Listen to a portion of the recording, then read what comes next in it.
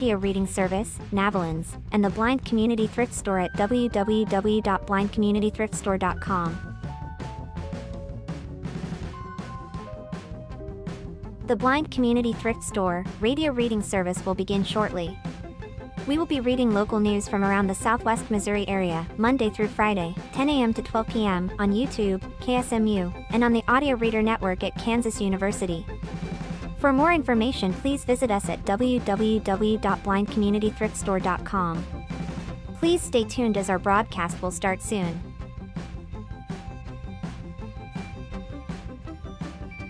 Please remember to like, comment, and subscribe on our YouTube channel now. At Blind Community Thrift Store on YouTube, and more info about this radio reading service, Navalins, and the Blind Community Thrift Store at www.blindcommunitythriftstore.com. The Blind Community Thrift Store radio reading service will begin shortly. We will be reading local news from around the Southwest Missouri area, Monday through Friday, 10 a.m. to 12 p.m. on YouTube, KSMU, and on the Audio Reader Network at Kansas University. For more information, please visit us at www.blindcommunitythriftstore.com. Please stay tuned as our broadcast will start soon.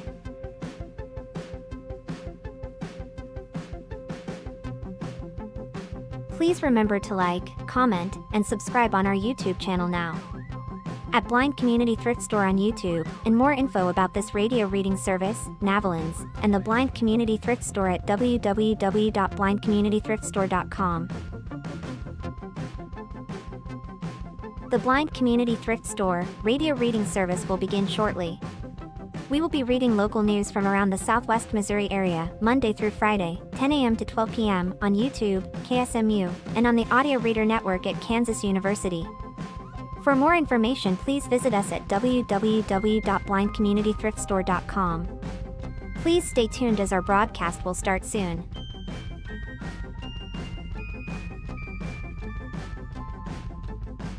Please remember to like, comment, and subscribe on our YouTube channel now. At Blind Community Thrift Store on YouTube, and more info about this radio reading service, Navalins, and the Blind Community... I think it's in the tab now. Or group, I don't know what the hell that is. Oh, yes, there it is. Perfect. Sweet. Yay, I figured it out. Look at me. I'm so proud of you. I'm getting too old to know how to do these things. Well, you know, I see, used that's to know why all I the keep my things. siblings around, because I'm like, well, of course I keep them around because I love them, but I'm like, guys, you keep me young, you know. I'll go ahead and close it a little bit. No, they keep me young. They keep me in on the lingo. Hi, you guys. How are you? Good morning, Meredith. Hi. We're doing all right. Had a very crazy week, but Oh yeah. hanging in there. That's good. That part. The time is 10 a.m. Thank you for tuning in to the Blind Community Thrift Store radio reading service. My name is Tony and I'm here with Maddie. We invite you to listen to our broadcast both live and on demand. Our live sessions are available on the Blind Community Thrift Store YouTube channel Monday through Friday between 10 a.m. and 12 p.m. each week. Additionally, you can access on-demand content through the Audio Reader Network, which offers a wide range of audio materials for the visually impaired community. To explore content from the Audio Reader Network, please visit www.reader.ku.edu. The site provides details about accessing content via Amazon Alexa, Audio Reader Network mobile app, and information on receiving a radio to listen to the broadcast by KSMU Radio.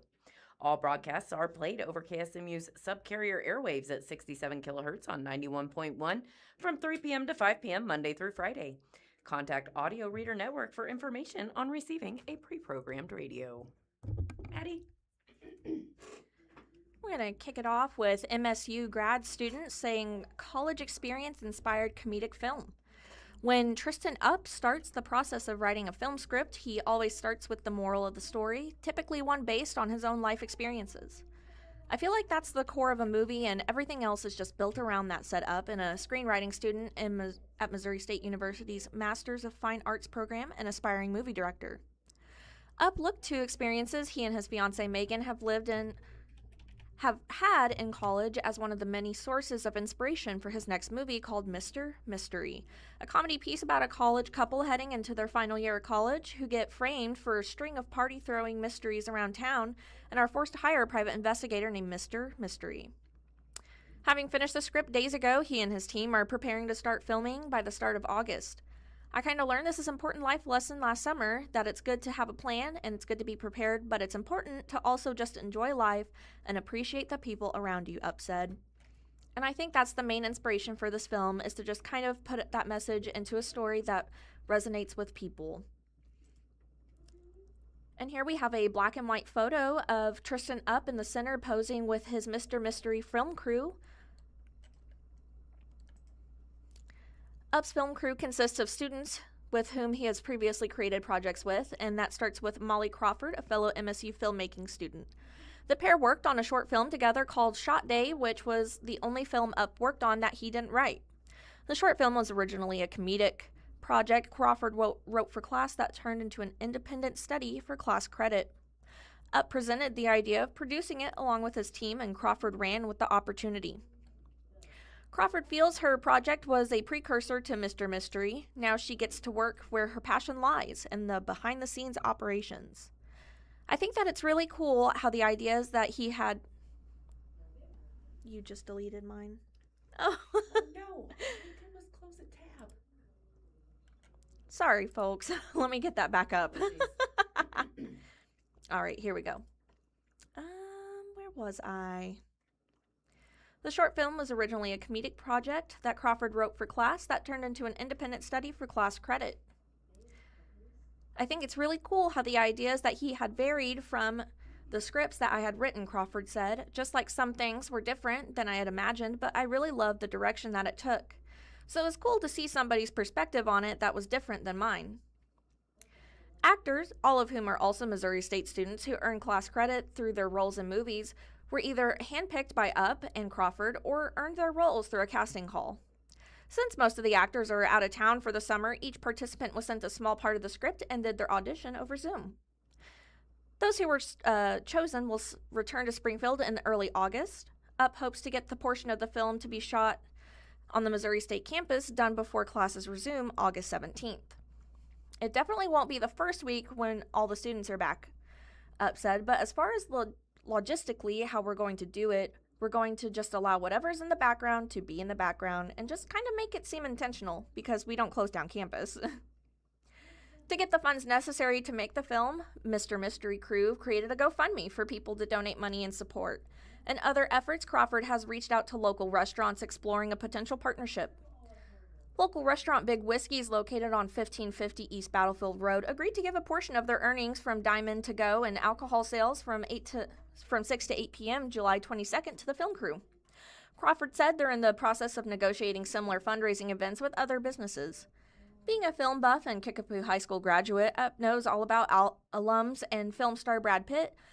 To work with him in the future would be a dream come true, he said, but so would etching his name in that upper echelon of success stories to come out of Springfield. No dream is too big in Up's mind. I've always said I would love to be the second biggest person to graduate from Kickapoo because the first is probably taken, he said. But you never know. Maybe I'll surpass him someday. And it looks like the Tsunami Express car wash at Glenstone and Cherry is finally open. Adam Walker with the Springfield Daily Citizen brings us this story that says, after being built and sitting idle for more than 2 years, the car wash at Glenstone Avenue and Cherry Street is officially open. A ribbon cutting was held Wednesday, July 8th for the new Tsunami Express car wash. There's a photo here of the car wash at Glenstone Avenue and Cherry Street. You can see it is a gray brick building with a bright blue and yellow logo. Looks like a wave and says Tsunami Express Car Wash. The opening was delayed at least in part to Tsunami acquiring and overhauling the company Take 5 Car Wash. The facility at 600 South Glenstone Avenue was initially constructed for Take 5. All washes are free at the new location through July 19th, according to the company's website. The company is also donating 100% of the proceeds from its unlimited wash membership sales at the location to Ronald McDonald House through July 19th. We want to be involved in the community, said Taylor Yelton, a marketing specialist for Tsunami Express. Looks like they have several grand opening events going on. First up, representatives from Missouri State Athletics, including mascot Boomer the Bear, was on hand for Wednesday's grand opening. On July 10th, that would be today, from 10 a.m. to 1 p.m., customers will have the opportunity to connect with Ronald McDonald House and learn about their efforts in the community. There will be balloon animals and snow cones. On July 15th, that would be next Wednesday, the first 100 customers will receive a free cup of ice cream from Culver's. And on July 18th, next Saturday, from 10 a.m. to 2 p.m., Tsunami Express is collecting donations for the Humane Society of Southwest Missouri. Be sure to go get your free car wash before the 19th, Maddie. I will try to do my best. If anybody knows, I've been quite busy, so. All right, let's see what we have here. All right, Springfield students can now pursue full medical training locally. Ozarks Tech Community College is expanding partnership with the University of Missouri to create local, affordable pathways into advanced healthcare careers in Springfield. The initiative centers on new and existing collaborations that allow students to transition from community college to doctoral programs, according to a community announcement. It includes a new partnership with the University of Missouri School of Medicine, Springfield's campus, and an existing pathway with the University of Missouri Kansas City School of Pharmacy. The program aims to keep students in Springfield for their education while preparing them for careers as physicians, pharmacists, according to the announcement. As a result of these partnerships, aspiring doctors and pharmacists can complete their entire education right here in Springfield. Ozarks Tech Chancellor Hal Hidgen said in the announcement, "By making high-quality, affordable education accessible locally, we are not only opening doors for our students, we're strengthening healthcare in our region. Students eligible for the Missouri Plus Scholarship can complete an associate's degree at little to no cost, reducing financial barriers before entering a doctoral program." The Springfield Pathway to Medicine begins at Ozarks Tech and continues through partnered universities before accumulating at the University of Missouri School of Medicine Springfield campus. Students can enter the junior pathway as freshmen or during their first semester. The program includes 3 associate degree options. There's an Associate of Science in Chemistry, Biology, and Biology with a math track. The curriculum was developed with the Mizzou School of Medicine to align with recommended pre-med coursework and prepare students for the demands of medical school, according to the announcement. Beyond academics, the program offers workshops and job shadowing opportunities designed to introduce students into the healthcare field. After completing their associate degrees, students transferred to partner institutions such as Missouri State University, Drury University, or Evangel. Those who meet eligibility requirements can apply for the Springfield Pre-Admission Program, which requires completion of a bachelor's degree along with a GPA and MCAT benchmarks before entering med school. The applications for the 2027-28 academic year at the Springfield campus are set to open this fall. Pharmacy Pathway offers direct route to doctoral degrees. Ozarks Tech has offered a pre-pharmacy pathway leading to a doctor of pharmacy degree through the University of Missouri Kansas City. The students complete a 2-year associate degree and, if accepted, transfer directly into a PharmD program without earning a bachelor's degree. The structure allows students to save time and reduce costs, according to the announcement.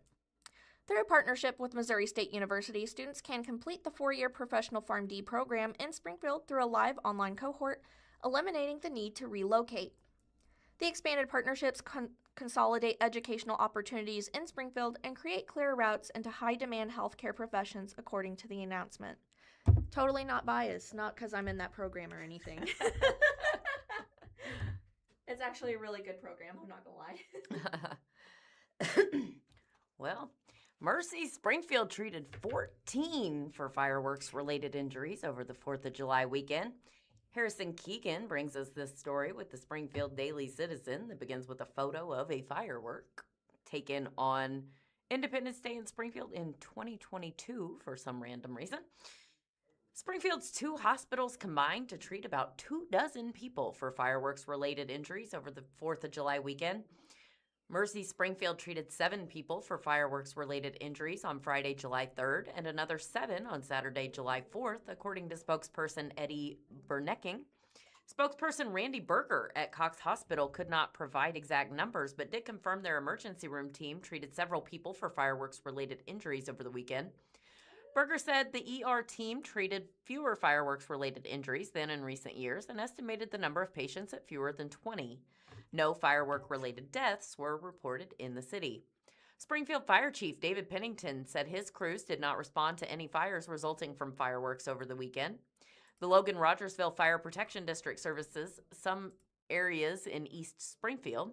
Fire Chief Richard Sturtz said his crews responded to 2 trash bin fires caused by discarded fireworks and 1 medical call where an individual held an exploding firework thinking it was a smoke bomb. That person was transported to the hospital with moderate injuries, he said. Springfield City Code prohibits the possession, manufacture, storage, sales, handling, and discharge of fireworks within city limits. Novelty items like snappers, party poppers, toy smoke devices, glowworms, and some sparklers are allowed. Here we have Republican candidates skeptical of Missouri governor's plan for income tax. The outcome of crowded Republican primary for Missouri's 6th Senate district could turn into a plan to eliminate the state income tax, and how much voters trust lawmakers to overhaul the tax code. Appearing on the ballot as Amendment 5, the top priority of Government Mike Kehoe would give lawmakers 5 years to impose sales taxes on transactions not currently taxed and raise existing sales tax rates, with the revenue produced used to phase out the income tax.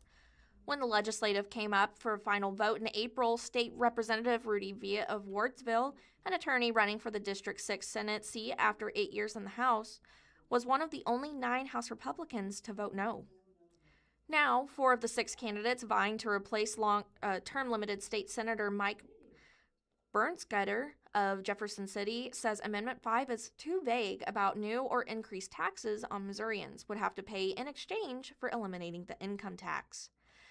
Vitt told the Independent the proposal is unpopular with constituents. They're just concerned it's too wide open, Vitt said. They don't trust us, our legislator, that much to start with, and you tell them, we don't know what we're going to charge, but we know we're going to raise the money. That doesn't fly very well. I've been in the legislature 8 years, and I don't have that much trust in them, Vitt said. I can't imagine what people on the outside looking in see. It's a concern shared by Max Creek restaurant owner Amber Buckles, Camden County Presiding Commissioner Todd Ike Skelton of Osage Beach, and former state representative Lisa Thomas, a psychiatrist from Lake Ozark. Jake Vogel, president of Jefferson County Coca-Cola Bottling Company, told The Independent he differs from his fellow candidates because he would have voted yes to move Amendment 5 toward the ballot for the people. But even Vogel, who was endorsed by Kehoe, stopped short of praising the plan. It is a plan, Vogel said, and I will say that I had to learn more. I would encourage people to do due diligence and read up on the bill. After multiple calls and emails, former Jefferson City Councilman Derek Spicer wrote in an email to The Independent that he was really busy on his campaign trail knocking doors, going to events, and requested a list of written questions. He had not answered the email questions from The Independent by publication time. But Spicer wrote in a social media post April 16th that he supported an earlier version of the plan. The winner of the August 4th primary will face J. Don Salcato of Jefferson City, who is unopposed for the Democratic nomination. The district is based in central Missouri and includes all of Cole, Camden, Miller, Montague, and Morgan counties. If Amendment 5 passes, Viett said, exemptions from new or increased sales tax are likely to go to interested groups with the most organized and well-funded lobbyists. Who gets the tax exemptions, he said. It's going to be those groups with the most money at stake, those with the loudest lobbyists, and the largest amount of money at the legislature. Viett was also among a small minority of Republicans when he voted against Amendment 4. The proposal would require citizen-led constitutional amendments to win not only a statewide majority, but also a majority in each of Missouri's congressional districts. Constitutional amendments proposed by lawmakers would still need only a statewide majority. Viett said that while he agrees that Missouri needs a higher bar to amend the state constitution, Amendment 4 would effectively eliminate initiative petitions by allowing the vote in a single district to defeat a proposed amendment even if it won a statewide majority.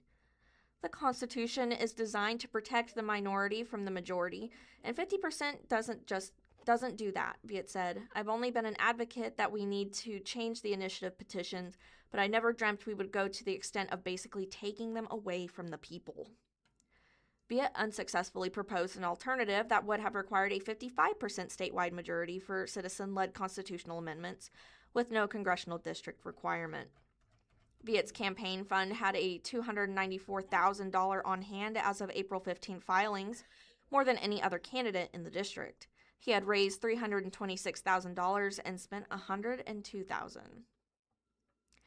Vogel said in fighting his systemid Missouri Republicans that his experience as a veteran and the helm of his family's Coca-Cola franchise will help him build bridges. This business is all about respect, Vogel said. I will have to talk to everyone. I don't care what your political affiliation is. Joining the U.S. Army as a recent college graduate in 2005 and serving as Army Ranger and assault sniper in Iraq and Afghanistan gave Vogel a set of skills taking care of people.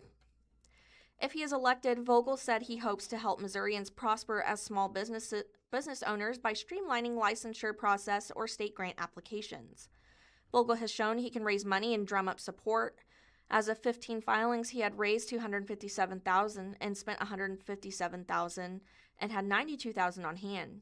He has since contributed $300,000 of his own money to the campaign. Kehoe and First Lady Claudia were special guests at a May reception in support of Vogel's campaign hosted by St. Louis businessman Nelson Groomery III. But last week, the race turned personal. Vogue is the target of attack mailers paid for by Political Action Committee funded almost entirely by Thomas that resurfaces a 2016 DWI and a 2020 domestic violence call. A PAC called Missourians for Ethical and Transparent Government funded mailers accusing Vogel of trying to avoid arrest from the 2016 DWI by invoking the position of his father, former state senator Carl Vogel. The mailers also included part of a Cole County Sheriff's Office incident report describing a 2020 domestic violence call about Vogel made by his wife. Vogel told The Independent there were no excuse for his DWI, and he tried to convince Capitol police officers to let him go home instead of arresting him, including by bringing up his father, who had died 3 months before the incident. They probably knew him in and out of the tower every day for 20 years, Vogel said. I tried to be like, hey, can I just walk home? They were like, no, that's not going to work. And I said, yeah, I know. Vogel, whose blood alcohol levels were more than twice the legal limit in Missouri, said he did community service at an animal shelter after being found guilty of driving while intoxicated. The argument that led to the 2020 domestic violence call had begun after a woman Vogel had previously dated sent messages to his wife. A computer-aided dispatch report from that night indicates that Vogel's wife had told a dispatcher that he was being violent and holding her arms down. There was no arrest made. Like any other marriage, we've had ups and downs, Vogel said, but I will tell you we've been stronger in faith and much more a team ever since that one time. Missourians for Ethical and Transparent Government was established on March 11th and is nearly entirely funded by a $60,000 donation from Thomas. Thomas told The Independent he has no involvement in the mailers and contributed to the PAC because he supports ethical and transparent government. I don't know who they support or don't support or what issues they're going to push other than a very broad definition, the words that they have in the name of their PAC, Thomas said. I believe in being ethical and being transparent, so it's an organization or a PAC that I can financially support. Lisa Thomas said that while she supports eliminating the state income tax, she is not in favor of the current plan. While no details about how lawmakers would raise sales tax revenue, Thomas said that working with families and Missourians on fixed incomes could end up paying more than they already do. I worry that this is a bait and switch, Thomas said. She said her proudest achievements as a House member from 2001 through 2024 involved constituent services. She pointed to a constituent stationed at the Pentagon who kept hitting roadblocks trying to renew a vehicle registration in Missouri. They were in a sticky situation and being told to do things that were physically impossible for them to comply, and they still wanted to do the right thing, Thomas said. Our office was able to unstick that situation for them. A psychiatrist with more than 20 years of experience, Thomas said she wants to address unequal access to quality, affordable health care. Missouri laws allow assistant physicians, medical school graduates who have passed their licensing exams but not have completed a residency to work only under supervision in rural and undeserved areas. Incentivizing assistant physicians to work in Missouri, she said, would automatically increase the availability and the accessibility of practitioners in rural areas. Thomas's campaign fund had $237,000 on hand as of April 15th. She had raised $269,000 of her own money, $269,000 of her own money and then spent $30,000. Ike Skelton said during a May candidate forum hosted by the Camden County Republican Club that rather than actual numbers, Amendment 5 has provided pie in the sky nonetheless. While Skelton said he wants to see the income tax eliminated, he hopes to replace it with a universal consumption tax on sales and services. Every household, regardless of income, would receive a prebate calculated as a percentage of federal poverty level and designed to cover taxes on basic necessities. The idea is modeled on legislation that has repeatedly been proposed in Congress since the 1990s but gained little traction. A Missouri Republican State Representative Darren Chappell of Rogersville has sponsored similar legislation. Skelton told The Independent while lawmakers should discuss guardrails for data center deployment. There needs to be some protections on our environment so that they cannot spoil the land for everybody, Skelton said, but if you want to do that in your community, you should be able to do that. The Camden County Commission passed an ordinance in April banning tax abatements for data center developers, including requirements for data centers' power and water consumption. Skelton was found guilty of obstructing government operations in 2025 after he removed a flock traffic camera in Camden County. Skelton argued that the camera violated a county ordinance banning automatic license plate readers, but the court found Skelton's removal of the camera hindered the Missouri Department of Public Safety's law enforcement activities. He was fined for $500. Skelton is the only candidate to file his third quarter fundraising disclosure so far, showing he had $15,000 on hand in his campaign fund as of July 7th. He had raised $23,000 and spent $8,000. Amber Buckles told The Independent that she sees Amendment 5 as more of a tax swap than a tax relief. Everybody's just thinking, oh yeah, we're getting rid of a tax, Buckles said. I think there's a lot of people that don't realize there's no more phasing out that income tax. Buckles spent much of her career overseeing diesel mechanic shops before operating 1776 Bar and Grill in Max Creek about 5 years ago. She decided to run for office, she said, to bring politics in line with the needs of more Missourians. It doesn't seem like politics work for the people, Buckles said. Buckles had $208 on hand in her campaign fund in April, and she has raised $525. And a landlord says Springfield Beefaroo owes $60,000 in rent as the company reportedly lays off staff and shutters stores. Zoe McIntyre with the Springfield Daily Citizen brings us this article that begins with a photo of Beefaroo at 3312 East Chestnut Expressway that has a closed sign taped to the door and the drive-through that was taken on July 9th. Weeks after Springfield Beefaroo employees reportedly walked off the job and the fast food beef sandwich joint shut its doors, the owner of the property at 3312 East Chestnut Expressway has sued Beefaroo for allegedly failing to pay more than $60,000 in rent. At the same time, Elysian Capital, the Texas-based real estate investment company that owns Beefaroo, sent a company-wide notice of layoffs on July 7th, according to reporting by the Rock River Current. Beefaroo's website was shut down, and the report from Rock River Current says corporately owned stores across the country have closed. The lawsuit filed in Greene County Circuit Court lists Beefaroo Incorporated, Rocinate, Rocinate, I will let you do with that what you will, Equity Incorporated, doing business as Elysian Capital Incorporated, and Elysian Capital CEO Jeffrey Love as defendants. Beefaroo owes the landlord $63,845.33 in rent and other sums, according to the suit. Quote, Beefaroo continues to occupy the premises but has failed to pay monthly rent and other sums due under the lease after demand by the plaintiff, and on information and belief has failed to pay its workforce that has now quit, the lawsuit states. Restaurant operations have ceased on the premises, and it is uncertain when or if they will resume. Employees at the Springfield restaurant walked out on June 26th, according to KY3 News. The staff said they received emails from Beaveroo stating that their paychecks were being delayed for a second time in June. Information on the Greene County Assessor's website lists Ride It Real Estate, LLC, the plaintiff in the suit, as the owner of the property. Beaveroo entered a 20-year lease agreement with the company in October 2022, according to the lawsuit. Beaveroo Incorporated is an Illinois corporation that was originally authorized to do business in Missouri, this lawsuit states. The company was incorporated in June 2022 and administratively dissolved in February 2026 for failing to file its annual registration report in 2025, Missouri Secretary of State records indicate. Love and Elysian Capital did not respond to multiple requests for comment. Bob Brace, Chief Compliance and Human Resource Officer for Elysian Capital, stated that he could not answer questions related to Beaveroo or the Springfield restaurant and referred a Daily Citizen reporter to Jeremy Wise, Vice President of Operations and Development for Beaveroo.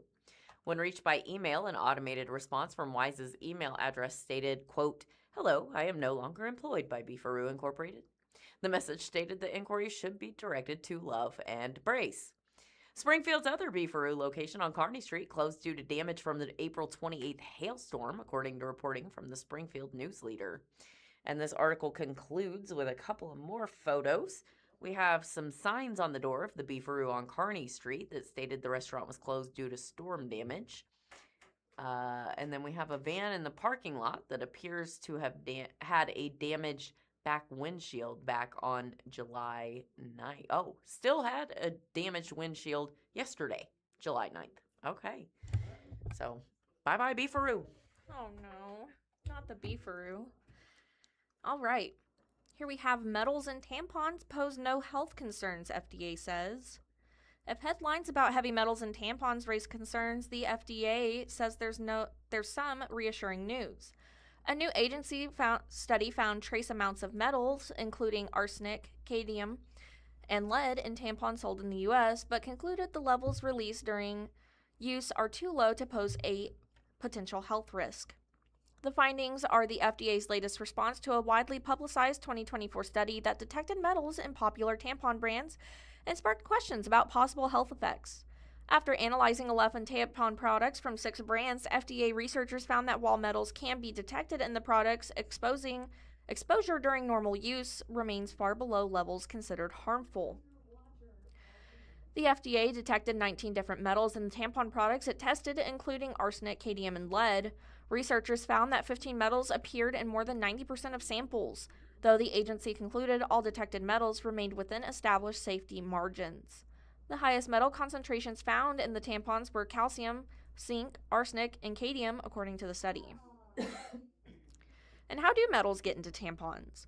According to the FDA, metals occur naturally in the environment and may end up in tampons through the raw materials used to make them, such as cotton and rayon. Some metals may also be intentionally added for pigments or introduced through manufacturing processes. The study found products made primarily from rayon tended to have higher concentrations of barium, lithium, and zinc, while products mostly made from cotton had higher levels of calcium, iron, strontium, and vanadium. Researchers said metals can also be absorbed from soil, water, fertilizers, and other environmental sources before the materials are processed into consumer products. And how does the FDA evaluate tampon safety? Tampons are regulated by the FDA as medical devices. Before products can be sold in the U.S., manufacturers must provide data showing that they are safe and effective, including testing related to performance and potential health risks. Products marketed in the U.S. must also comply with FDA requirements, covering manufacturing, labeling, and reporting device problems. After products reach consumers, the agency continues oversight through inspections and monitoring the safety reports. That was a quick one. Excuse me.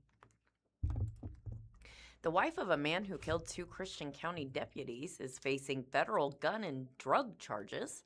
Jack McGee with the Springfield Daily Citizen brings us this story that begins with a photo of some ambulances and law enforcement vehicles that were parked on Highway 160 in Stone County early Tuesday morning, February 24th of this year.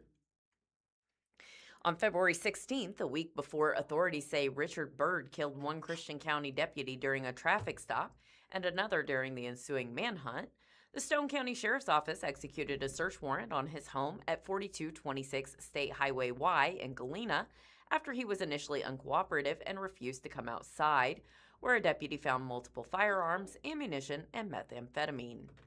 Now, Richard's wife, Yvonne Byrd, is facing federal charges for what was discovered that day. Specifically, Yvonne is charged in the U.S. District Court for the Western District of Missouri with knowingly possessing firearms and ammunition, despite having previously been convicted of a crime punishable by imprisonment for a term exceeding 1 year, and one count of knowingly and intentionally possessing with the intent to distribute 5 or more grams of methamphetamine. Court documents say the following items were found throughout the residence and in Yvonne's car: a loaded Smith & Wesson semi-automatic 9mm pistol, a loaded Herbert Schmidt revolver, a CVA black powder revolver, a SKS-style 7.62 39mm rifle magazine, a Ruger 1022 22 caliber magazine, a bucket of 22 caliber ammunition on the bedroom floor, 281 rounds of 7.6 by 29mm ammunition on the bedroom floor, a box of 25 caliber ammunition, approximately 22.9 grams of suspected and lab-confirmed methamphetamine between several receptacles, suspected methamphetamine residue on several items throughout the house, and 4 syringes that contained suspected methamphetamine. Some of the items were hidden in a hole in the wall in the home, according to federal prosecutors. Following is a photo of Yvonne Byrd. Looks like a booking photo taken by the Greene County Sheriff's Office, taken in front of that gray cinder block wall we know so well at this point. She is wearing a navy blue t-shirt. Her hair is not terribly unkempt, but I wouldn't call it pulled together either, but she looks a little less than thrilled. Very sturdy. Deputies allegedly also located additional stolen property within and around the residence, for which Yvonne is facing numerous state charges across 2 different cases, including burglary in the second degree, stealing $750 or more, and receiving stolen property. Yvonne, age 45, also faces state charges of tampering with physical evidence and felony prosecution, possession of a controlled substance, unlawful possession of drug paraphernalia, and 2 counts of unlawful possession of a firearm. According to federal charging documents, deputies observed evidence that someone inside the residence tried to burn some of the stolen items after deputies arrived on scene. Yvonne is currently being held in the Greene County Jail without bond. She was arrested on July 6th by the Springfield Police Department. Yvonne was previously arrested for the state charges but posted bond. What follows is a photo of the 2 officers who were killed back in February, Deputy Gabriel Ramirez and Deputy Michael Hislop. Both are in their tan-colored Christian County Sheriff's uniforms, looking very clean-cut and put together and like professional police officers. On February 23rd, Christian County Deputy Gabriel Ramirez, age 30, was gunned down at about 3:50 p.m. while attempting to make a traffic stop near Highlandville by Richard Byrd, age 45. Richard Byrd was subsequently killed in Stone County in a shootout with law enforcement officers from various agencies. Christian County Deputy Michael Hislop, age 40, was killed in that shootout. Deputies Josh Wall of Christian County and Austin McCall of Webster County were injured in the shootout but survived. In 2014, Richard Byrd was charged with attempted first-degree murder and theft in Johnson County, Kansas, for reportedly firing shots at a deputy, according to previous reporting. Kansas online court records show a plea deal was reached and the attempted murder charge was lowered to aggravated battery, intentional great bodily harm. He also pleaded guilty to fleeing from a law enforcement officer, interfering with law enforcement, criminal discharge of a firearm, and possession of narcotics. The article concludes with a couple of photos. They are Richard Dean Byrd's mugshots taken by the Missouri State Highway Patrol, the first of which is against one of those standard height chart backgrounds. Looks like the man is a little less than 5'5", so a smaller man, bald with facial hair. And in the other, he is against a blue background and honestly looking a little bit smug. So best of luck to the people working on those cases. And here I have a shout out for Tony. Springfield Group will host C Street Photo Scavenger Hunt. A Springfield Women's Social Group plans a photo scavenger hunt aimed at connection and exploration along historic Commercial Street later this month, according to a community announcement. Wave Springfield will host the team-based event on July 18th, inviting participants to visit shops, public art, and other points of interest throughout the district. The activity is designed to bring together women from across the area for a shared social experience, according to the announcement. Teams will complete photo challenges and group activities at various locations before gathering again for prizes and awards at the end of the event. Participants will explore historic C Street while completing themed challenges intended to highlight the district's business and character.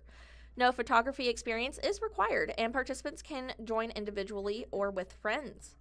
Organizers said that the event is structured to encourage interaction and teamwork while showcasing one of Springfield's established commercial corridors, according to the announcement.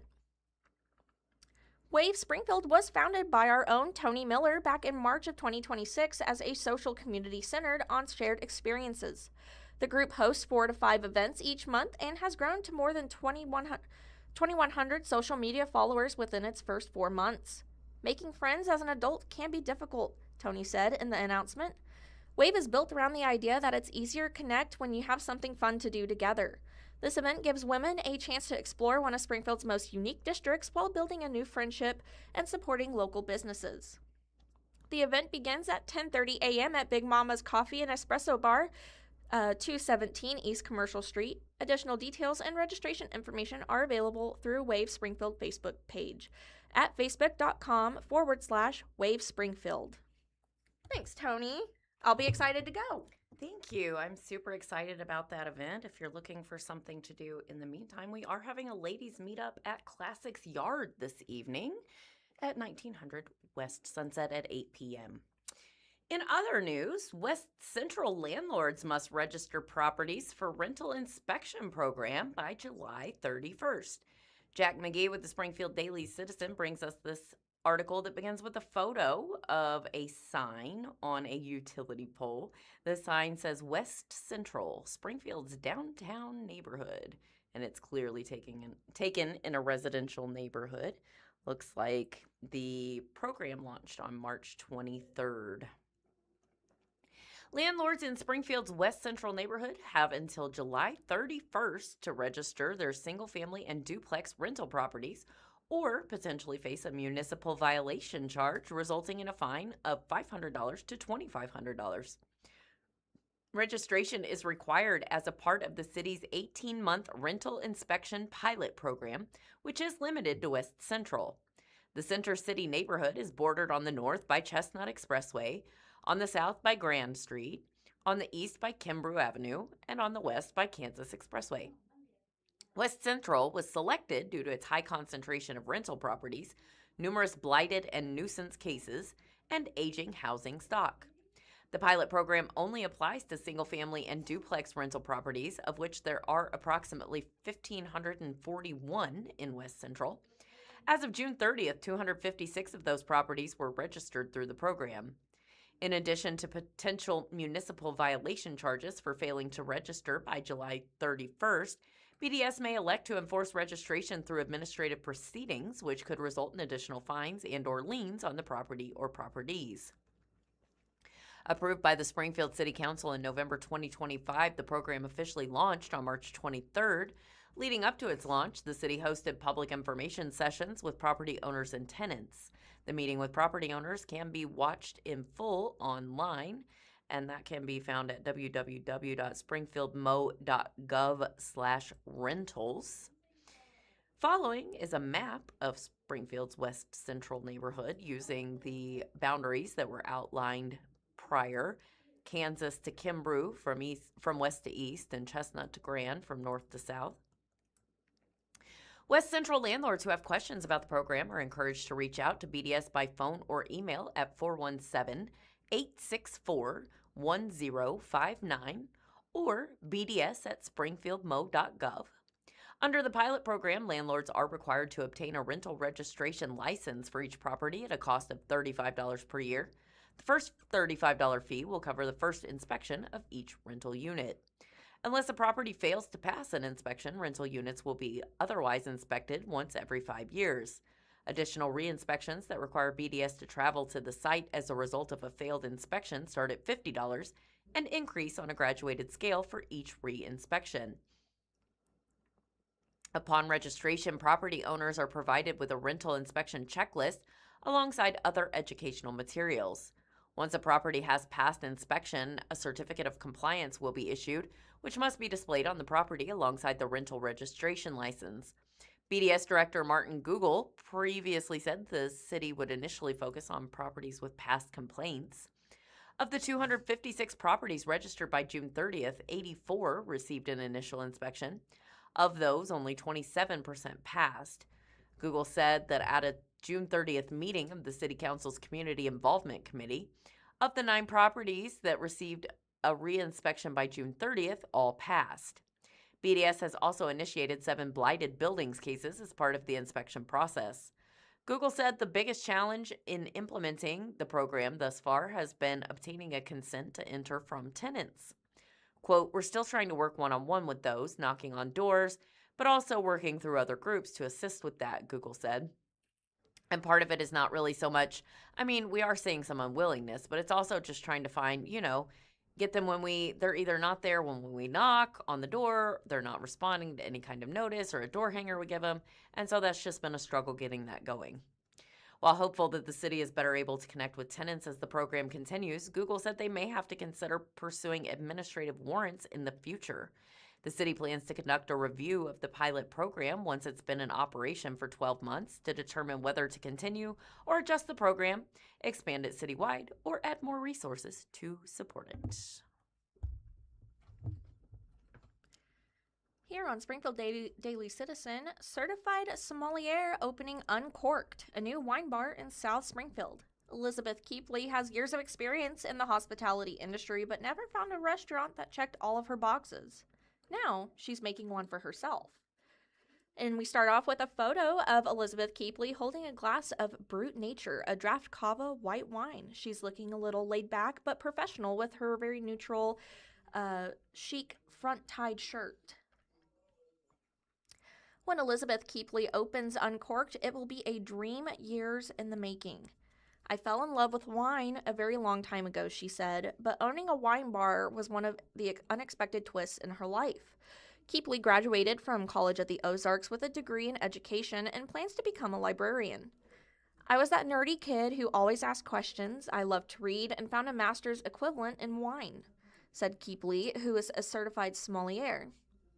At College of the Ozarks, students do not pay tuition, but work their way through college learning jobs across campus. Her first workstation was at a student-run restaurant. She was hooked on hospitality. Her senior year in 2014, Keepley landed a job at Top of the Rock and quickly discovered that wine made people happy. If the kitchen was running behind and Keepley approached a table who wasn't drinking wine to apologize, they'd be curt and have words with her. If she approached a table with a bottle of wine, their reaction was typically different. Here we have another picture following of Keepley mingling with guests at her, looks like it was a wine and classic pairings with a charcuterie board on the table here. The spread looks absolutely delicious. They were like, "What are you talking about, sweetie? We've got this wine. Don't worry," she said. At Uncorked, she plans to share that joy with her wine knowledge with customers. Located at 1314 East Battlefield Road in the Fremont Shopping Center, Uncorked held a media preview event on Thursday, July 9th. The business expects to open by the end of the month, and this wine bar will be dedicated to education and more boutique labels. Don't expect all the usual offerings on her menu. She wants you to explore other options. "It's fun to discover new wines," she said. From a curious kid to a curious graduate, Keepley grew up in Indiana, just outside of Chicago, as one of 6 kids. When she started her first job at Top of the Rock, she didn't know a lot about wine, but wanted to learn more because the restaurant served so many customers and had a large libatation menu. She found a server who was studying to become a sommelier and had encouraged her to study for the first in a series of tests. She started Googling winery websites, learning definitions and pronunciations. Becoming a sommelier is not is not a one-and-done test. There are multiple steps leading to different levels of certifications. Students must thirst for ongoing knowledge, literally.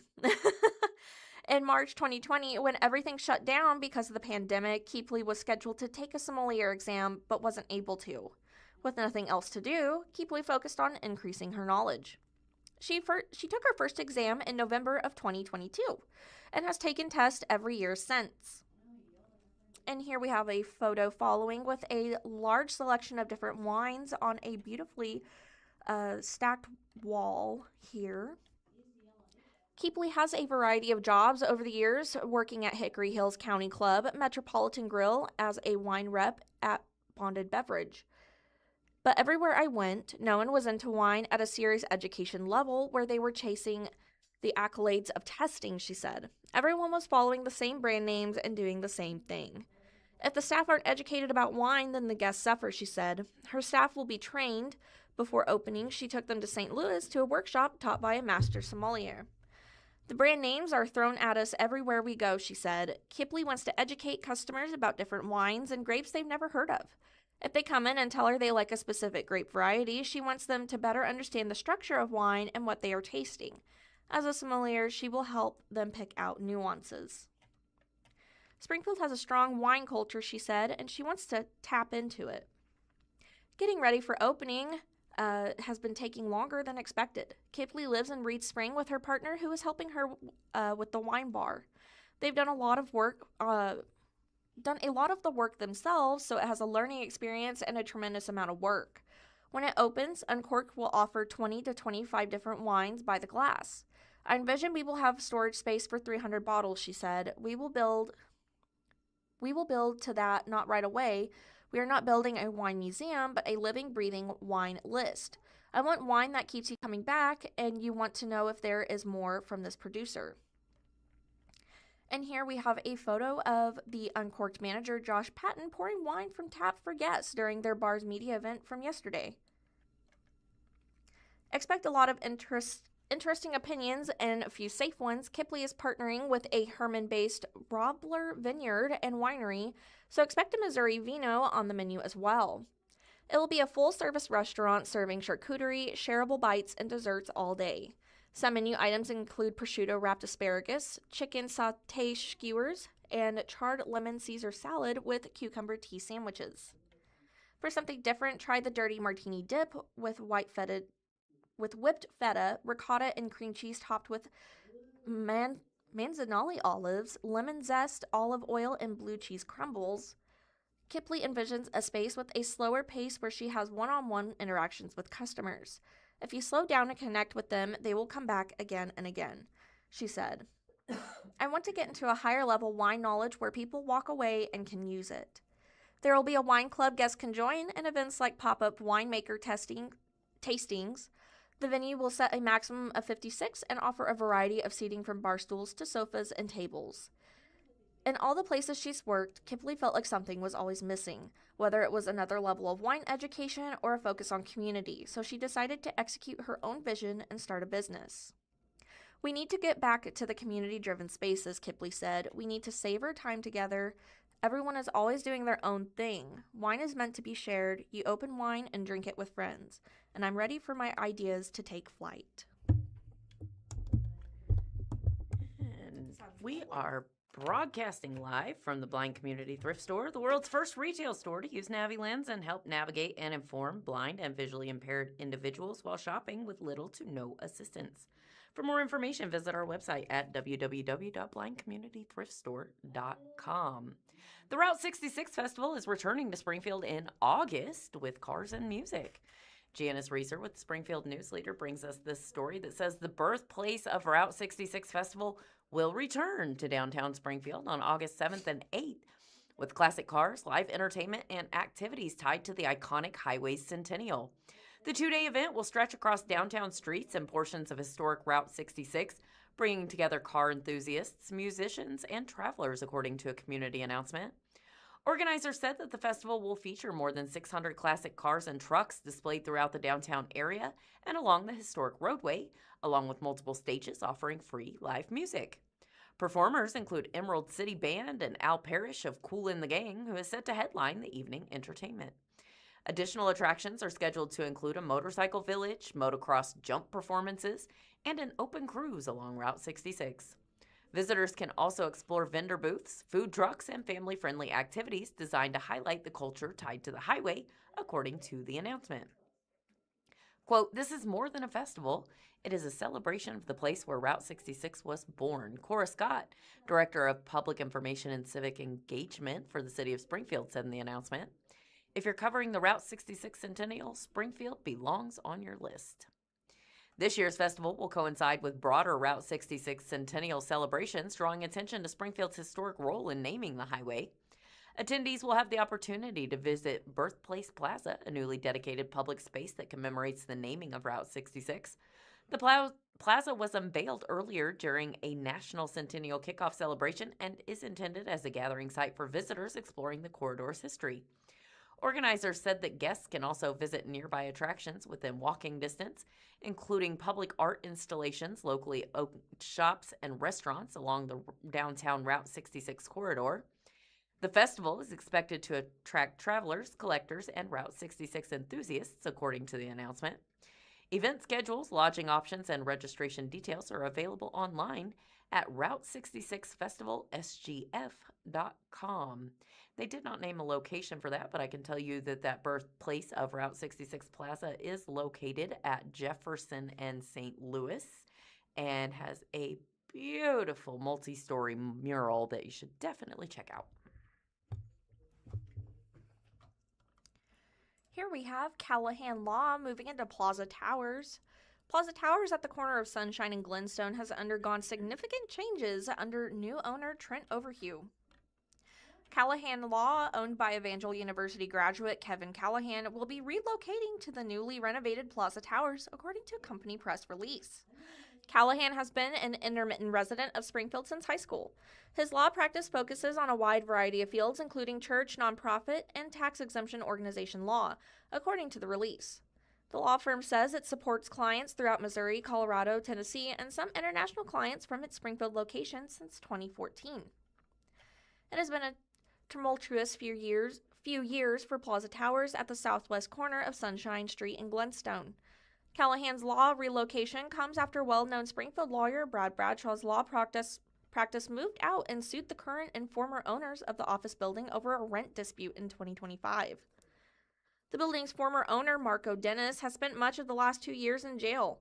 In federal court, he faced illegal gun and tax charges, to which he pleaded guilty and has been sentenced. And in state court, he has pending charges of domestic assault and kidnapping. After Dennis was arrested, Plaza Towers was sold on the courthouse step on April 10, 2025. Trent Overhue bought the property for $13.3 million. Overhue spearheaded efforts to build a data center in Webster County, prompting outrage from the Marshfield community. Weeks later, a data center-related protest was held outside of Plaza Towers.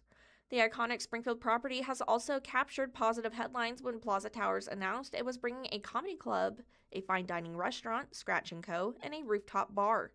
Well-known Springfield attorney Aaron Sachs also reportedly obtained office space in the tower, in addition to his headquarters on East Battlefield Road. Callahan Law says it will share an office space with Capital Edge Strategies, a business consulting firm.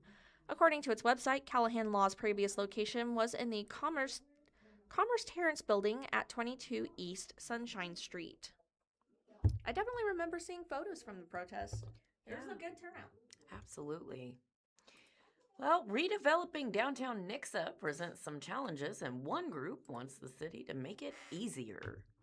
Zoe McIntyre with Springfield Daily Citizen brings us the article that begins with a photo of Studio 107, which is an art collective housed on Main Street in Nixa. This is a section of historic buildings.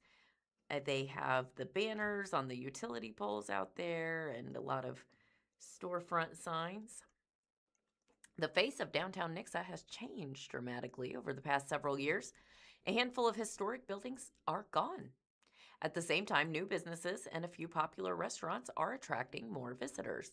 Nixa is now considering updates to its city code after working with the Southwest Missouri Council of Governments, or SMCOG.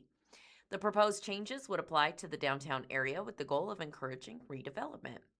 Eric Albers, co-owner of Insight Design Architects on Main Street, helped found the Nixa Downtown Revitalization Committee several years ago.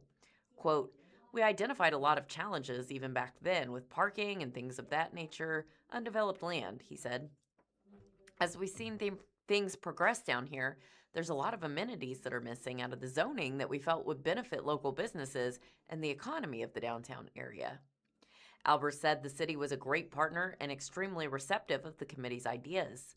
City staff have recommended an update to code that would reduce certain building regulations downtown and allow for some residential developments in addition to other changes. Nixa's Planning and Zoning Commission voted to recommend approval for the proposal on Tuesday, July 7th. City Council will consider the proposal next. The following headline reads, "It's not your typical downtown in many respects," and there is a photo of Eric Albers, co-owner of Insight Design Architects in Nixa, and he is gesturing as he talks about his work on the Nixa Downtown Revitalization Committee in a black leather chair. Albers, who has roots in Ozarks, refers to himself as a Christian County man. His business has been on Nixa's Main Street since about 2010. "I guess it's not your typical downtown in a lot of respects because we don't have a square," he said. "We only have so many of the older style buildings, but being able to protect, the crossroads and how that downtown kind of radiates out from the crossroads and some of these older buildings, we felt that was really important." The crossroads, Albers references, is the intersection of Mount Vernon Street and Route 14 and Main Street. Before Nixa was named on any map, the town began developing around this four-way intersection. A few landmark properties in downtown Nixa have stood the test of time, such as the two-story building at the southwest corner of the crossroads, which dates back to the early 1900s. The sports bar Social BTB has brought a new crowd to the historic building since opening its Nixa location last year. "We've seen, ever since we've been here, a multitude of these strips be remodeled and come back to life, so we've been blessed to be a part of some of those projects," Albers said. "But we've really liked to see not just the new businesses, but the foot traffic that's down here. Before, it was almost non-existent." He added that he would like to see more residential developments, such as Airbnbs, utilizing the second stories of some properties in downtown Nixa. The proposed downtown overlay district would encourage residential land uses above retail spaces. In collaboration with SMCOG, Nixa's city staff developed the proposed downtown overlay district. It suggests an update to Nixa's code that would increase flexibility for building setbacks, permitted land uses, parking, and signage requirements in the downtown district. This update would address several potential challenges of developing small downtown lots. For instance, Director of Planning and Development Scott Godby said developers will be able to mimic the setbacks of neighboring historic properties when building. Obviously, when you get into the smaller, older lots that are existent in the downtown area, if you try to implement building setbacks on all corners or all sides of the property, your building envelope becomes very small and it will look very much out of place versus what's already down there, Godby said. Certain residential developments would be permitted under the new code, such as duplexes, apartments, and lofts. Additionally, the proposal seeks to reduce on-site parking requirements for business owners within the proposed district, encouraging them to seek satellite parking agreements with other property owners. In an email to the Daily Citizen, Godby stated that there are 7 vacant lots within the proposed overlay district, not counting 2 lots on Elm Street that the city plans to use for a new municipal parking lot. Following is a photo of an empty lot that remains near the Fleischmann's vinegar plant on Main Street after 3 old business buildings were demolished in early 2026. Buildings from Nixa's antiquity have been disappearing for several years. Many of these structures were located around the crossroads of Mount Vernon Street, Route 14, and Main Street, where the village that grew into Nixa began. A post office was established at the intersection in 1878. In Mid the Hills, A History of Nixa, 1835 to 2001, local historian Wayne Glenn wrote that Nixa had 3 general dry goods stores, 2 corn mills, 2 hotels, a canning factory, a pool hall, and several other businesses by 1901, mostly centered around the crossroads. The downtown area incubated a few local industries. A cheese factory opened up on Route 14 around 1928 and soon began producing over 1 million pounds of cheese annually. Consolidated Products, the company that owned the cheese factory, found an innovative way to turn the byproducts of cheese making into vinegar and established a vinegar plant on Main Street in the 1940s. It is still operating today. Following is a photo of that, the Fleischmann's vinegar plant on Main Street in downtown Nixa. It has been around since the 1940s, but it at least has a new paint job because that building is bright blue against the industrial equipment behind it. The Springfield News-Leader published a staff photo titled Cheesetown Rulers in 1946. The caption stated, quote, Nixa, Springfield's pleasant and prosperous neighbor on the south, is a town of 425 people. And it has the biggest cheese plant in the world and the only plant in the world, large or small, that produces vinegar from milk. The former cheese factory, a boon for Nixa's economy in the Great Depression era, was demolished in late 2025, according to Facebook posts from Glenn. 3 old business buildings on the east side of Main Street were torn down soon after. Nixa lost another landmark near the crossroads in 2021 when a feed mill dating back to the 1950s was demolished. It was no longer operational. Property owners Rich and Leah Callahan developed a new landmark on the site, the 14 Mill Market Food Hall. I've been there a couple of times myself. Pretty busy every time I go. Pretty good food. Mm-hmm. Here with 417, we have a couple of things to do this weekend in Springfield MO. Looks like Friday and Saturday, July 10th and 11th, is Magic for Adults, the magic of Eric Eaton at the Springfield Comedy Club. Tickets starting at $30, 7 p.m. for both nights, equal parts comedy and magic. This show will have you on the edge of your seats. Award-winning comedian magician Eric Eaton has made a name for himself on the CW's Masters of Illusion, and now you can have the chance to witness his charm live. Be prepared to be called up on stage. Also this weekend, and looks like it goes all the way to Saturday, July 25th, Wine and Fireflies at Castle Vineyards, starting at 4 p.m. to 9:30 on Fridays, and then 2 to 9:30 on Saturdays. We've got live music, and the summer arrivals of Fireflies transform Castle Vineyards wine down after hot summer days with a glass of vino, beer, or a refreshing spritzer while listening to local musicians. Runs from this weekend until the 25th. Looks like tonight we have a couple of family fishing fun nights at Rutledge Wilson Farm Park. $10 with your own gear or $15 for a gear rental. From 6 to 9 p.m., bring the entire family out for a night of good old-fashioned summer fun. Catch and release fishing, a bounce house, Park's beloved cow train, and cooking over a campfire. Registration required. Call 417-837-5949 to reserve your spot. And then we also have Sunset on the Square tonight at historic Ozarks Square. Admission is free from 6 to 8 p.m. Head to downtown Ozark for a free family-friendly summer concert series. July's headliner is Waffle the Band, and you can also expect a handful of local food trucks. Bring a lawn chair or a blanket to sit on. Tomorrow night, on July 11th, we have Giboney Cave Tours at Doling Park, $7 admission fee, 1, 2, and 3 p.m. Bring your own flashlight or headlamp to explore the depths of Giboney Cave while also learning about its history and lore. Wear clothing and shoes that you don't mind getting a little muddy. Open to ages 4 and up. Registration also required. We have On the Lawn from Springfield Art Museum. Free admission from 8 to 1 p.m. All ages are welcome to drop by Springfield Art Museum's Hatch Lawn for a morning of free immersive art and wellness activities. Sign up for a yoga session with Wellness Collective, play yard games, do a nature art activity, and catch some live music.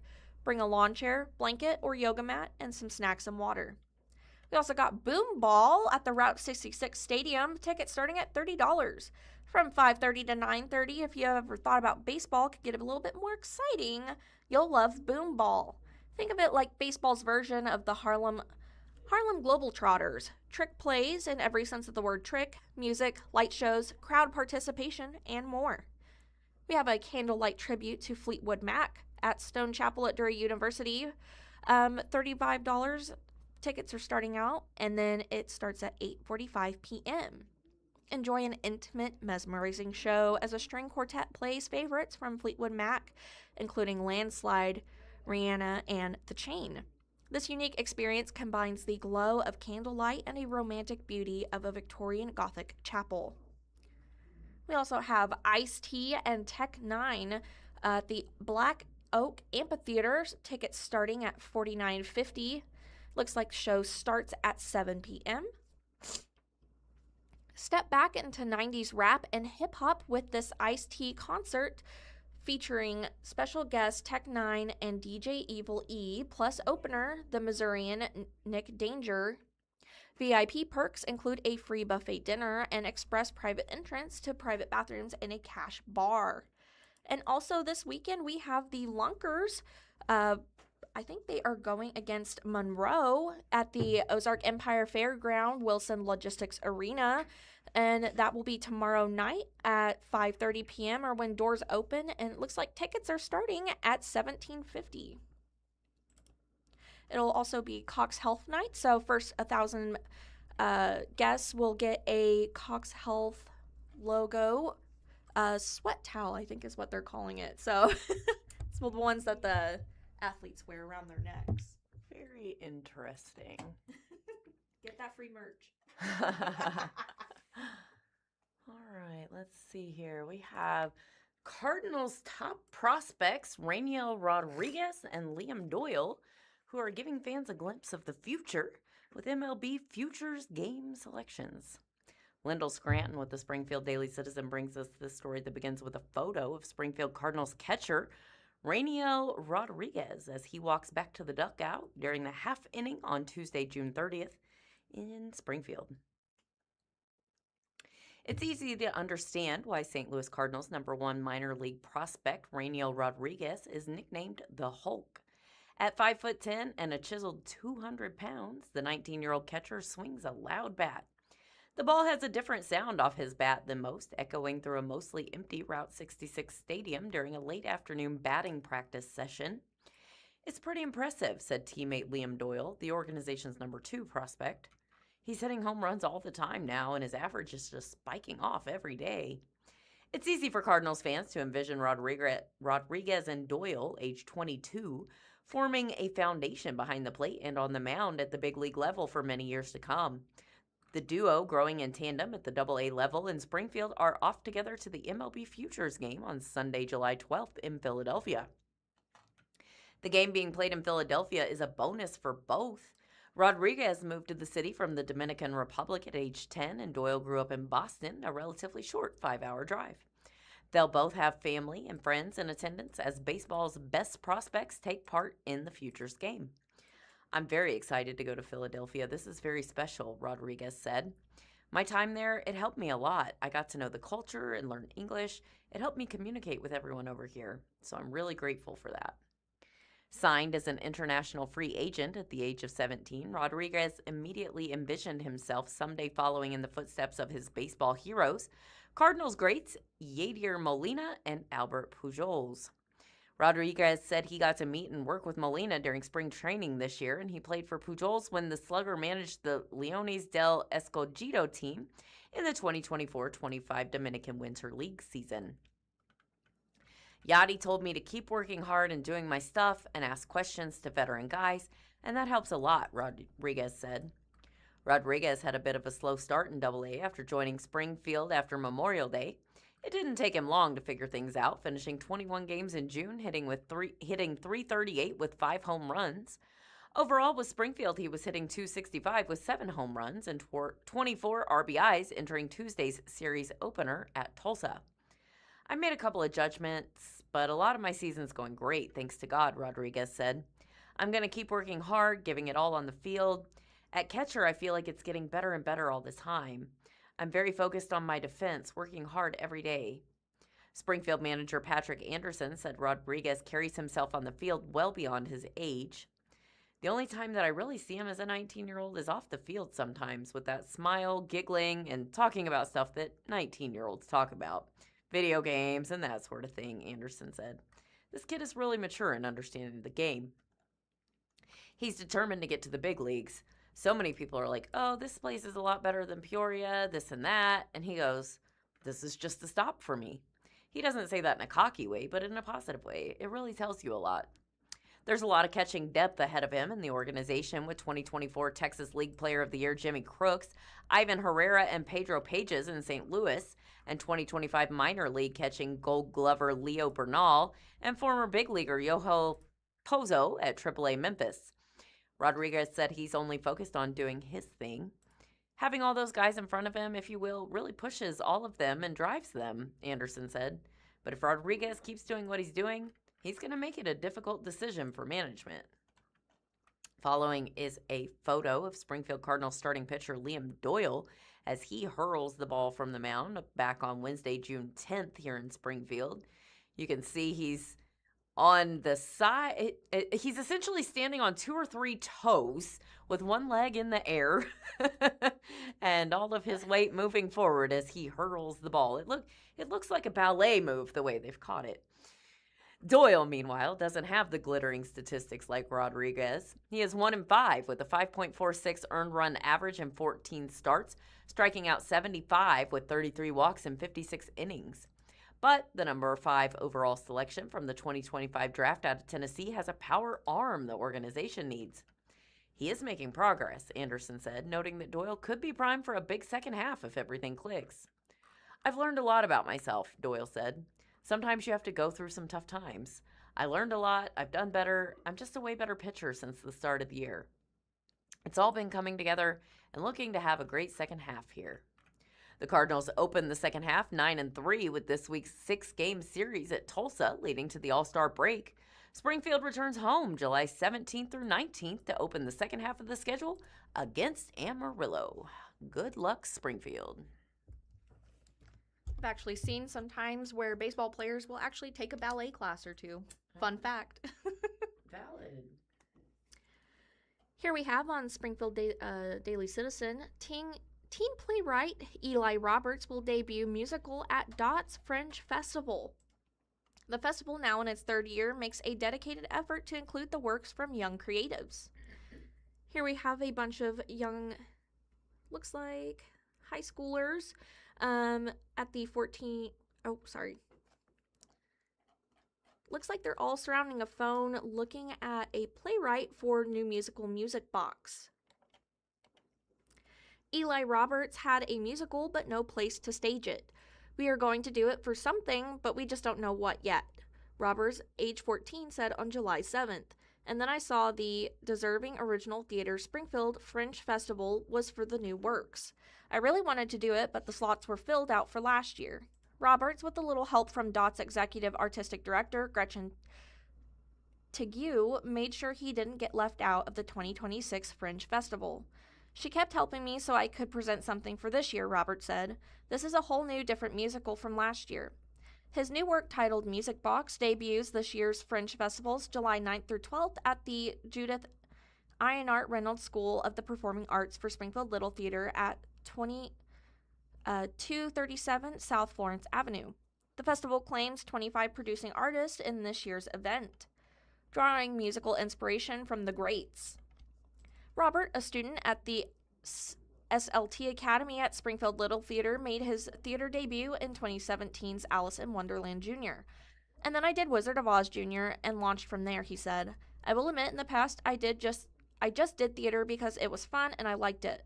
But from the start of 7th grade, I started thinking theater was actually cool. If I did something else, I wouldn't feel this joy.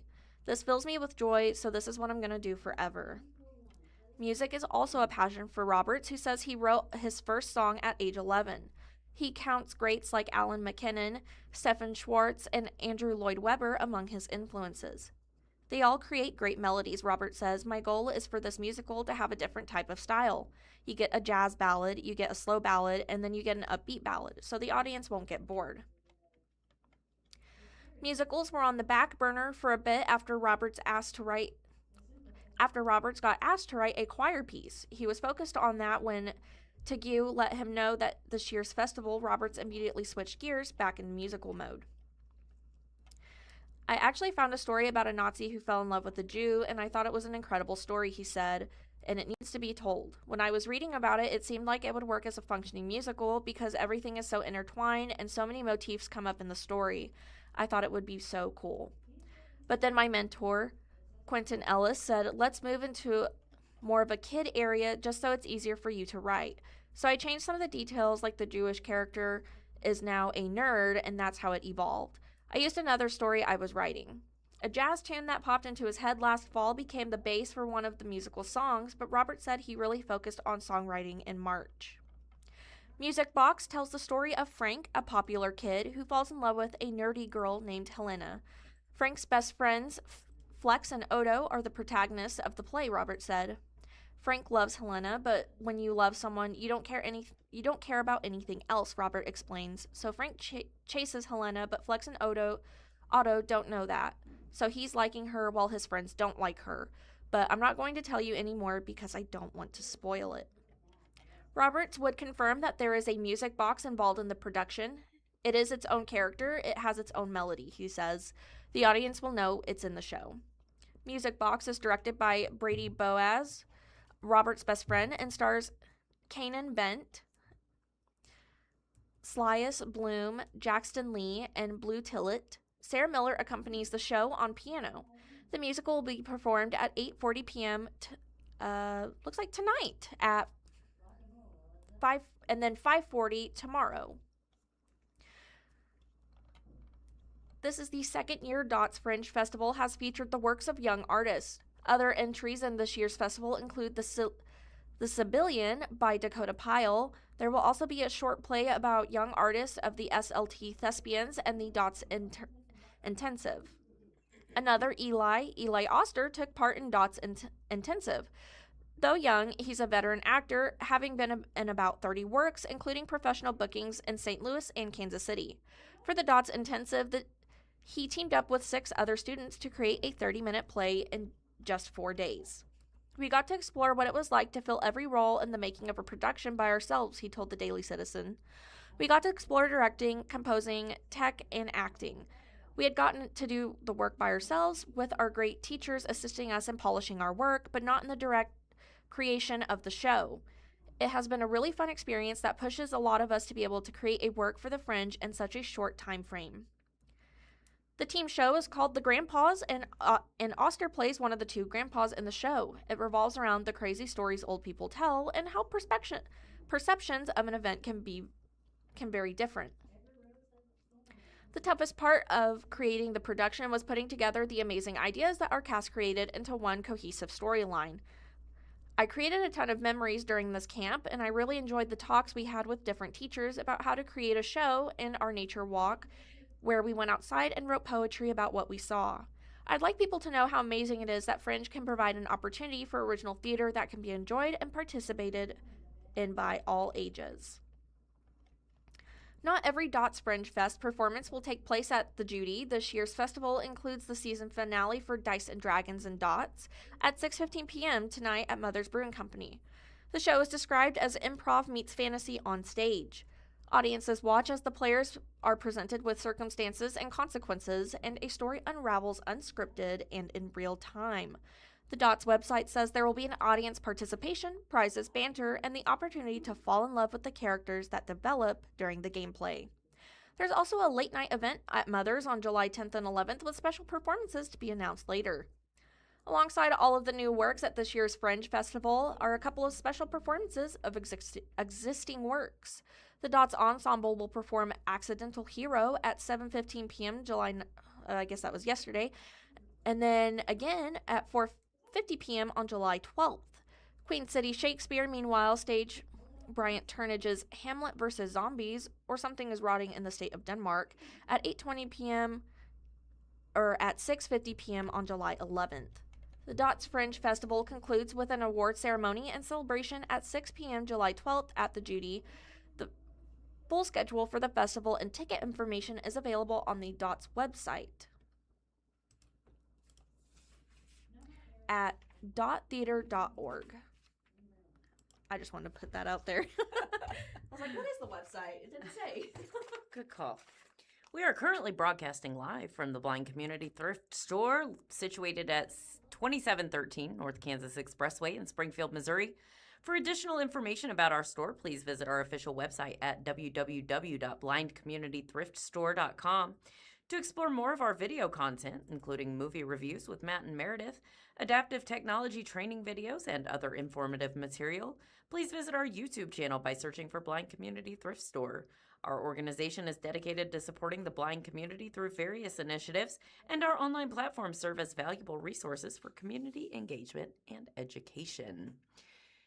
And it looks like an East Coast sandwich chain, Capriotti's, is coming to Springfield. Brian Smoot with the Springfield Daily Citizen brings us this story that begins with a photo of Capriotti's sandwich shop, where it is located its first Springfield location here on East Battlefield Road. It is a brick-fronted building, and it already has a sign. Plans are underway for the first Capriotti's sandwich shop in Springfield, located in the former Pita Pit space at 1318 East Battlefield Road. The franchise's LLC was founded in July of last year. Once permits are approved, a construction crew is already contracted and construction will begin immediately. The chain boasts locations in both the St. Louis and Kansas City areas, but this location will be the first Capriotti's in southern Missouri. Founded in 1976, the sub shop originated in a Little Italy neighborhood in Delaware and has since expanded to over 175 locations nationwide. One of the sandwich restaurant's claims to fame is the Bobby, a Thanksgiving-themed tub with slow-roasted turkey, stuffing, mayonnaise, and cranberry sauce. In 2009, AOL voted it the greatest sandwich in America. Springfield's Capriotti franchisee is no stranger to Italian-inspired fare in the Queen City. James Jacobson, who has a background as an executive chef, also operates 3 Fazoli's locations, 2 in Springfield and 1 in Joplin, along with his wife Donna Jacobson and business partner Larry Graham. Jacobson learned of Capriotti's through a business contact. Later, he drove down to Fayetteville, Arkansas with his business partners to sample the sandwiches that are served at Capriotti's, and they were impressed. "There's nothing like it in Springfield," Jacobson said. "It's just the quality of their product, the flavor, the freshness, the variety." Jacobson said that the venture could expand into multiple stores down the line, but the focus will be on the Battlefield location first. The restaurant is expected to open by mid to late September, according to Jacobson. It's making me hungry. It's almost lunchtime. That it is. Speaking of food, Dine Out and Support a Cause inaugural Springfield Restaurant Week begins today, July 10th. Nearly 30 Springfield restaurant locations are participating in the inaugural event and will offer a deal on a meal with fixed price points. We're starting off with a photo from Palm and Paddle Grill displaying its new on-the-menu bacon bites with a quarter-pound slice of bacon and a glaze that packs some Caribbean heat. Looks like they're all skewered on a slice of pineapple. The inaugural Springfield Restaurant Week kicks off July 10th with a portion of the sales from participating area restaurants going to 2 non-for-profits. Nearly 30 Springfield restaurant locations are participating in this event, and each will offer a great deal on a meal with fixed price points, says Mike Burris, the executive director of the Missouri Restaurant Association. The restaurants will then donate 10% of each meal to split between the non-for-profits. And here we have a photo of Mike Burris, the executive director, delivering remarks at a July 8th preview for the event of the inaugural Springfield Restaurant Week. The 2 benefiting non-for-profits are Ozarks Food Harvest and the Missouri Restaurant Association Education Foundation, Burris said. Burris gave brief remarks at a preview held on the SGC Culinary Training Center on West Battlefield. This year's inaugural lineup and participating restaurants include Amore Italian Restaurant and Bar, Bambino's Cafe, Big Whiskey's, Fire and Ice Restaurant and Bar, Grace Kitchen, Jim's Steakhouse, Mexican Villa, Mully's Pub and Patio, Nearly Famous Pasta House and Deli, Palm and Paddle Grill, Pasta Express, Salvatore's Fresh Ristorante Italiano, Steak and Shake, and The Rock Food and Friends. Burris explained that while it is the first year for the Springfield Restaurant Week, the association has hosted the event in other cities for years. In Kansas City, there were over 260 participating restaurants in January 2026. In 17 years of the Kansas City Restaurant Week, about $4.5 million has been donated to charities. So this will grow, Burris said. Just be patient if you are a restaurant, and if you are hungry, come out and eat. A few restaurants will feature special menus, and some will feature never-seen-before dishes in Springfield Restaurant Week. Palm and Paddle Grill, located at 2515 South Campbell Avenue, Storefront 400 will offer some new stuff that we haven't done before, like our pork kebab. The co-owner, Greg Walker, who presented some of the taste tests to participants at the preview event. Walker said it was a no-brainer to sign up to participate in the inaugural Springfield Restaurant Week. Hopefully we get some customers that have never heard of us before, and then we can help the Ozarks Food Harvest get some funds to help their program. All 4 sit-down Mexican Villa restaurants in the region will participate, and the company is offering a 3-course meal for $20 that includes queso, a burrito or enchilada, and a raspberry cheesecake chimichanga. The CEO, Garen Ferguson. Springfield Restaurant Week will be a way to kind of get people to try the signature dishes and also save a little bit of money and give back to the charities, Ferguson said. Springfield Restaurant Week will run from today until the 19th. Additional information can be found at the event's website at springfieldrestaurantweek.com/restaurants. Now I'm really hungry. Well, let's just continue on with the theme of food here, Maddie.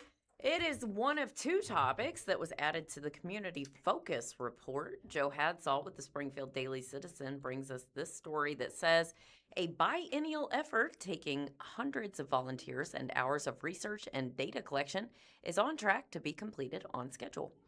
Managed by the Ozarks Public Health Institute at Missouri State University, the 2026 edition of the Community Focus report is set for an October release. It will mark the first report since the Institute took over. Tracy Nash, facilitator of the report, said the steering committees are working on their final phases of collecting data and identifying the report's signature blue ribbons and red flags. While the printed report will remain the same, the OPHI has added an aspect: online reporting. Nash said that the addition of developing a website that offers some live reporting of key indicators has been a challenge. Community indicator projects are not very common, Nash said, so we've been working for the past few years on building the infrastructure so that we can relay back to the community responsible data that's clean, accurate, and easy to verify. Already some of that work is on display on the Community Focus Report website, including data dashboards for education, housing, health, transportation, and more. Nash said that when the new report is released, the website will be updated with that information and more. A public release has been planned for October 2nd at the Hatch Auditorium located at the Library Center. Simultaneously offering a snapshot and a big picture, the report provides details about conditions in the Springfield community. Arranged in blue ribbons and red flags, the report outlines problems with good solutions in place and those still in need of an answer. The report does not provide any answers or plans to address those problems. It is commonly used by the community service groups to channel charitable efforts. More than 100 volunteers have been involved with gathering data for this year's report. They have worked with the community partnership of the Ozarks Collaboratives program. New this year are 2 topics, both led by CPO collaboratives. Steering committees are identifying successes and challenges in a similar manner as the other 11 topics. Food. This topic focuses on food security and the local food economy. It also covers the connections between food access, public health, and community resilience. Nash said the topic has intersected with much of what the report tracks, including poverty and health outcomes, so the chance to give it a separate spotlight is exciting. Faith. This topic emphasizes the many communities structured around belief and looks to increase empathy, understanding, and resource providing. Nash said that such organizations are a cornerstone of community care and collaboration.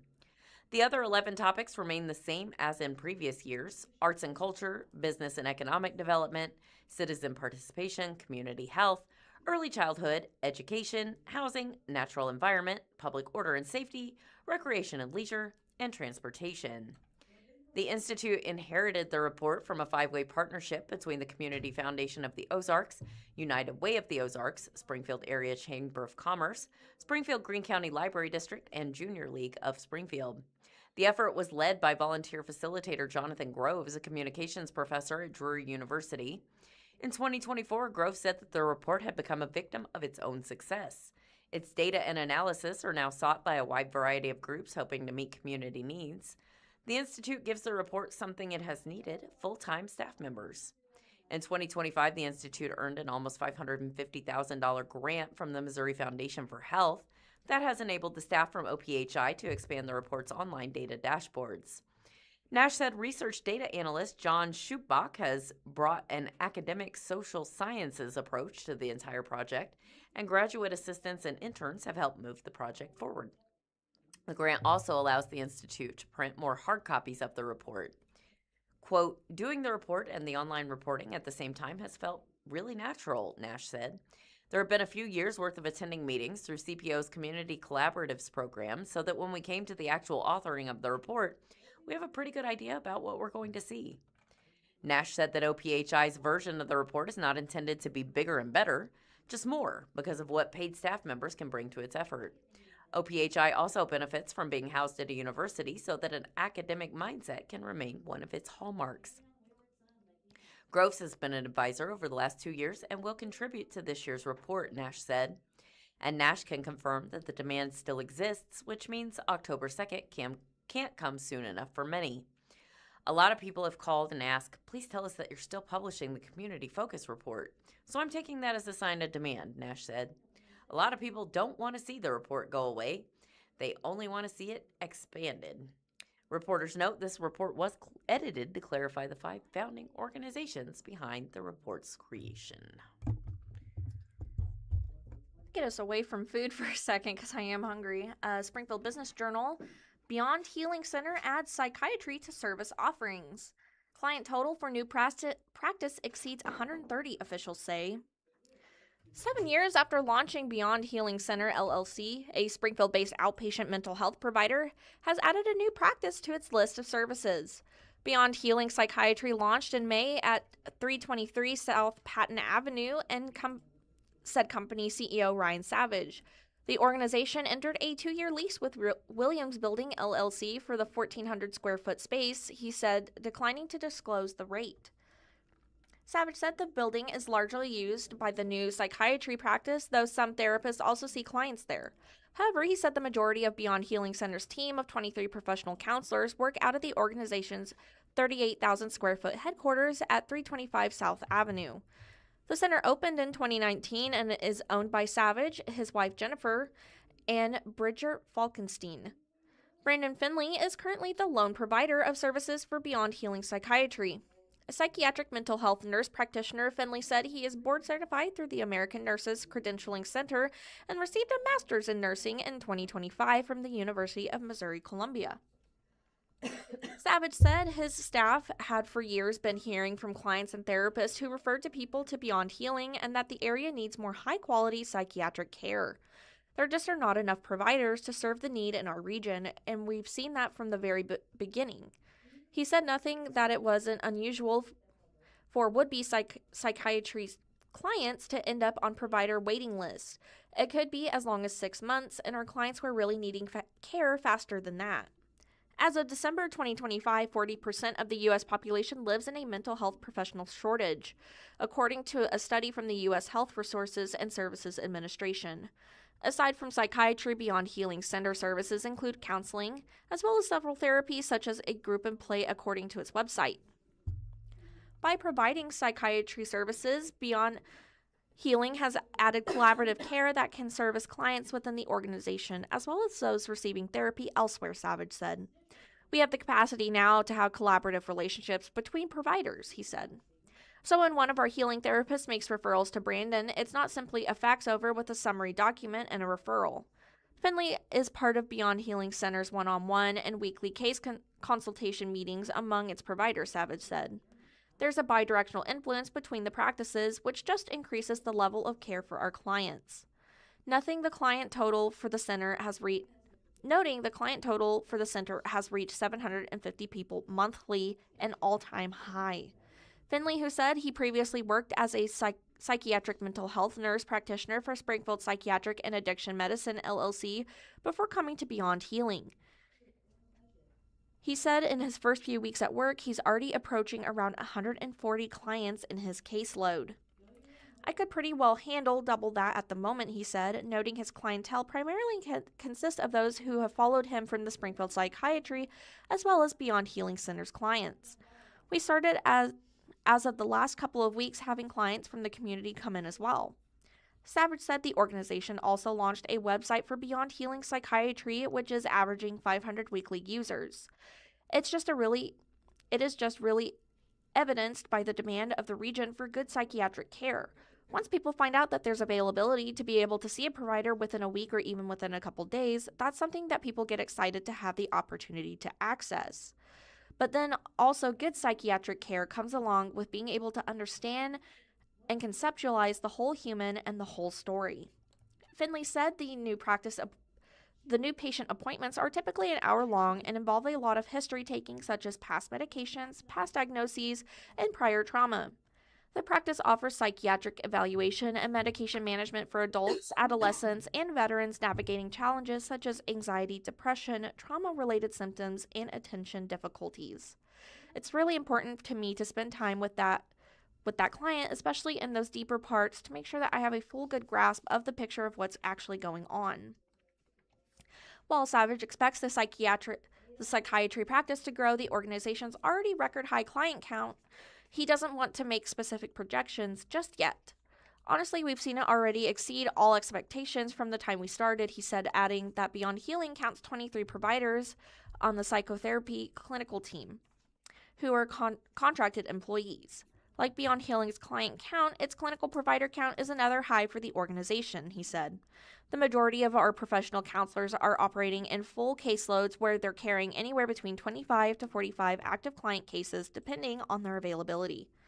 Savage said one reason for Beyond Healing's growth is continued normalization of mental health services in the U.S. culture. There's a less stigma around those who seek out mental health services. I think a lot of our clients find their experience with us novel. One of the things that sets us apart is that we do our best to collude with the medical model when necessary, but also aren't the first to jump in and diagnose. When it comes to receiving services, Savage said the medical model says something needs to be wrong.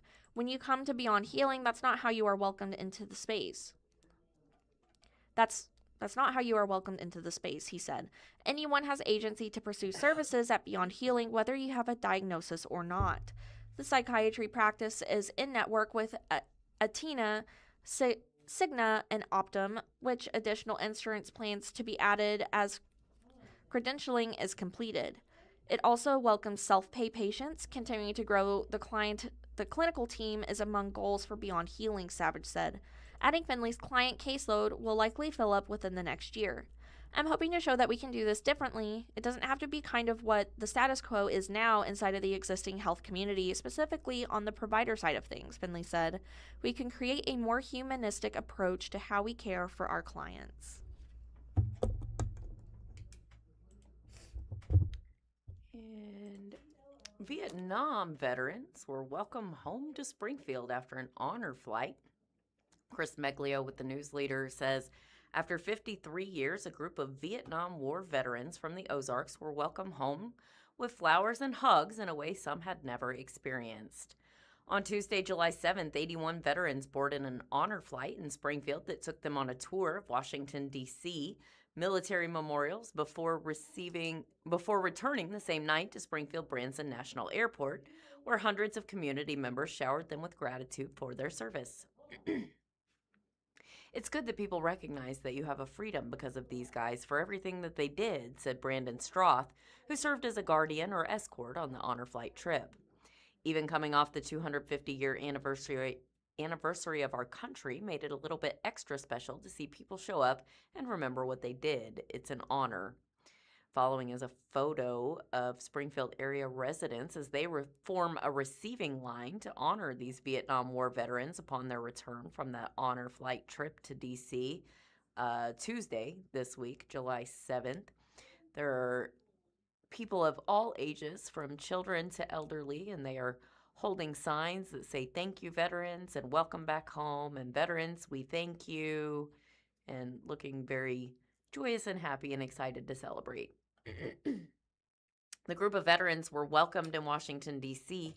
by local residents before touring memorials honoring those who fought in Vietnam, Korea, World War II, and at Iwo Jima.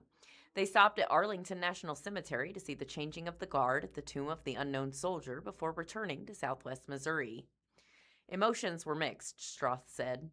Saw some of them cry. A lot of them were happy. A lot of them didn't say anything at all. Supporters at the Springfield Branson Airport waited an hour past the scheduled landing time and still gave the Vietnam veterans an energetic ovation. Honor Flight riders walked down a receiving line from the terminal to the front door to chants of thank you, handshakes, heartfelt signs, and flowers. While the Washington, D.C. welcome caught the bunch by surprise, Springfield residents were the ones to put the cherry on top. I didn't really get emotional until the end when I saw the people show up for them, but it was just an honor to be with them, Stroth said. Just to know that they're honored, people still remember what they did for our country. The Washington welcome was big, but it wasn't like this. Spanning almost 2 decades, the war between North Vietnam and South Vietnam was part of a larger Cold War struggle between communism and democracy. More than 500,000 U.S. troops were deployed in the war, which grew increasingly unpopular at home. Under President Richard Nixon, the U.S. began withdrawing troops from Vietnam, with the last groups departing in 1973 in the wake of the Paris Peace Accords. Over 58,000 U.S. combatants were killed in the conflict. Upon returning to America, many Vietnam War service members were shunned by their neighbors, contributing to the challenges of readjusting to civilian life, along with post-traumatic stress disorder, physical injuries, and disabilities, and exposure to Agent Orange, an herbicide mixture containing harmful chemicals used during the Vietnam War that caused long-term health effects. Over time, veteran support groups such as Vietnam Veterans of America have formed to provide assistance to Vietnam-era service members, along with the help offered by organizations such as the American Legion, Veterans of Foreign Wars, Disabled American Veterans, and AMVETS. What follows is another photo of Springfield locals as they form a receiving line to honor area Vietnam War veterans upon their return from an honor flight trip to Washington, D.C. It does not give the date of this one, but we have some signs here, some children holding signs that say, "Our heroes, thank you." "We're just veterans helping veterans," said Michael Derby, a member of the Military Order of the Cootie and VFW. "If somebody needs construction, like a ramp, wheelchair ramp, we'll go up and build it for them," he said. "Or, we'll contract out somebody to do it, but we'll get it." While Vietnam veterans often felt ignored or vilified when they first returned home, many decades later they are now being celebrated alongside others who served the country, he said. "We got to remember our history, and we got to respect our history, and we got to support it," Derby said. "Don't try to throw it away, because if you do, history will come around and bite you. So because of Vietnam, we learned a lesson there. It was a hard lesson, so we're correcting." Missouri State VP to retire after decades of fundraising leadership. Missouri State University's longtime advancement leader Brent Dunn will retire in July of 2027 after nearly 4 decades supporting fundraising and alumni engagement efforts, according to a community announcement. Dunn has served as vice president for university advancement since 2007 and also leads the Missouri State University's foundation as president and CEO, according to the announcement. He joined the university in 1985 as director of annual giving and moved through leadership roles in development and athletics before taking on the vice president position. Brent's impact on Missouri State is impossible to overstate. He has been one of the university's greatest champions, inspiring generosity and helping transform our campus through its unwavering commitment to our students and mission, Missouri State President Richard B. Williams said in the announcement. He leaves big shoes to fill, and the university is better because of his leadership. I'm thankful for all that he's done and wish him nothing but the best in his well-earned retirement. And here we have a photo of Brent Dunn, provided by Missouri State University, looking very sharp in a nice navy suit, and he's got a big grin on his face.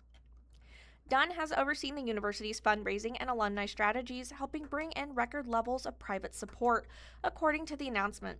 The university reported nearly $50 million in gifts, pledges, and planned giving in the fiscal year for 2026. His career included leadership on multiple fundraising campaigns, including Onward, Upward, which raised $274 million, and Our Promise, which raised $167 million. Dunn also participated in the campaign for SMS, which generated more than $50 million. In addition to fundraising, Dunn guided the department's long-term planning. University advancement leaders created a division-wide strategy titled Elevating Together, Shaping Our Future with Purpose and Partnership, aligning fundraising and alumni engagement goals with the university's broader plan, Igniting Opportunity. broad impact across campus. Funds raised during Dunn's tenure supported a range of university initiatives, including scholarships, endowed professorships, and major campus projects, according to the announcement. Projects supported by donor funding include the Pendleton Family School of Academy, Clifton M. Smart the Third University Advancement Center, Judith Einhart Reynolds Performing Arts Complex, Roy Blunt Hall, and the John Goodman Amphitheater in the Judith Einhart Reynolds Arts Park. Donations also helped to bring high-profile speakers into the Public Affairs Conference, including David Flaherty, Brooke Shields, Joe Montana, Marley Martlin, and John Quinones. Dunn received the Outstanding Fundraising Executive of the Year award from the Ozarks chapter of the National Association of Fundraising Executives in 2009. The Missouri State University Foundation has also received multiple honors from the Council for Advancement and Support of Education. I feel incredibly fortunate to work at a great institution where lives are changed for the better. It's an honor to be a part of Missouri State, Dunn said in an announcement. We still have much to accomplish this fiscal year, and I look forward to Missouri State's continued growth. And now there is a national search for a planned successor. Missouri State University's plans to launch a national search to find Dunn's replacement following his retirement, according to this announcement. And the mom of a drunk driver sues Club Rodeo and a deceased passenger in a 2025 crash. This sounds interesting. Jackie Rewalt with the Springfield Daily Citizen brings us this article that begins with a photo of a memorial on a utility pole in front of the subway at 1120 South Glenstone, where someone placed a cross, presumably in honor of one or both of the victims, Isaiah Sanchez and Alexis Norman. The mother of a 19-year-old driver who died in a 2025 crash after allegedly being served alcohol at Club Rodeo filed a wrongful death suit last month against the Springfield Club. The mother is also suing her son's passenger who died in the crash. The fatal crash happened in the front of the Subway restaurant at 1120 South Glenstone Avenue at about 2:20 a.m., March 29, 2025. Isaiah Sanchez, age 19 of Springfield, and his passenger, Alexis Norman, age 22 of Lebanon, were traveling north on Glenstone Avenue in a 1997 Honda CR-V. According to police, Sanchez lost control of the vehicle and eventually hit the sign in front of the subway. Sanchez, whose blood alcohol content was more than twice the legal limit, was transported to the hospital but later died from his injuries. Norman died on scene. The circumstances of the crash were part of an ongoing investigation, and no other information had been made public until June 18th when Isaiah's mother, Sylvia Sanchez, filed the civil lawsuit. The lawsuit alleges Norman was physically and verbally assaulting Isaiah Sanchez in the moments before the crash happened. The Daily Citizen obtained the written crash investigation report from the Springfield Police Department in June. Here are some key findings from that report. The report says Norman and Isaiah Sanchez attended a party after leaving Club Rodeo and that Sanchez continued drinking alcohol at that party. The report says surveillance video does not appear to show Norman assaulting Isaiah Sanchez in the moments before the crash. A witness told police Isaiah Sanchez had previously made threats to crash on purpose during arguments with his girlfriend. The lawsuit also details Club Rodeo's history regarding alcohol violations, including stating that Club Rodeo was for a time the #1 establishment in the state where drivers reported having their last drink prior to being arrested for DWI. According to the crash report, police found evidence indicating Isaiah Sanchez was driving about 65 miles per hour north on Glenstone Avenue with his headlights off when his SUV veered across the road, struck a sidewalk and curb on the east side of Glenstone. The vehicle became airborne and began to roll over and struck the support post of the subway sign. The rear half of the vehicle wrapped around the post. The front half of the vehicle separated from the rear, overturned, and spun before coming to a rest. Despite social media rumors that Isaiah Sanchez might have been racing another vehicle, police reviewed videos from nearby businesses and found no evidence other vehicles were involved. The toxicology report found Isaiah Sanchez's blood alcohol concentration was 0.196, which is more than twice the legal limit. His blood also tested positive for cannabinoids. According to the report, police reached out to a friend who had been hanging out with the couple prior to the crash. This friend said she believed Isaiah Sanchez might have deliberately caused the wreck in an attempt to kill both himself and Norman. This friend told police Isaiah Sanchez and Norman had been in a romantic relationship for about a year and a half, but the relationship was tumultuous at times, according to the crash report. The friend told police Isaiah Sanchez had a history of threatening suicide and self-harm whenever he and Norman would get into arguments and had previously threatened to kill the occupants of a vehicle the group was riding in. This friend shared with police a voice message she received from Norman at 2:14 a.m., approximately 7 minutes before the fatal crash. In that message, Norman said, and excuse me while I redact most of this, B, I am effing slapping and punching Isaiah Sanchez already. You better effing hope that I effing make it home. I am peed.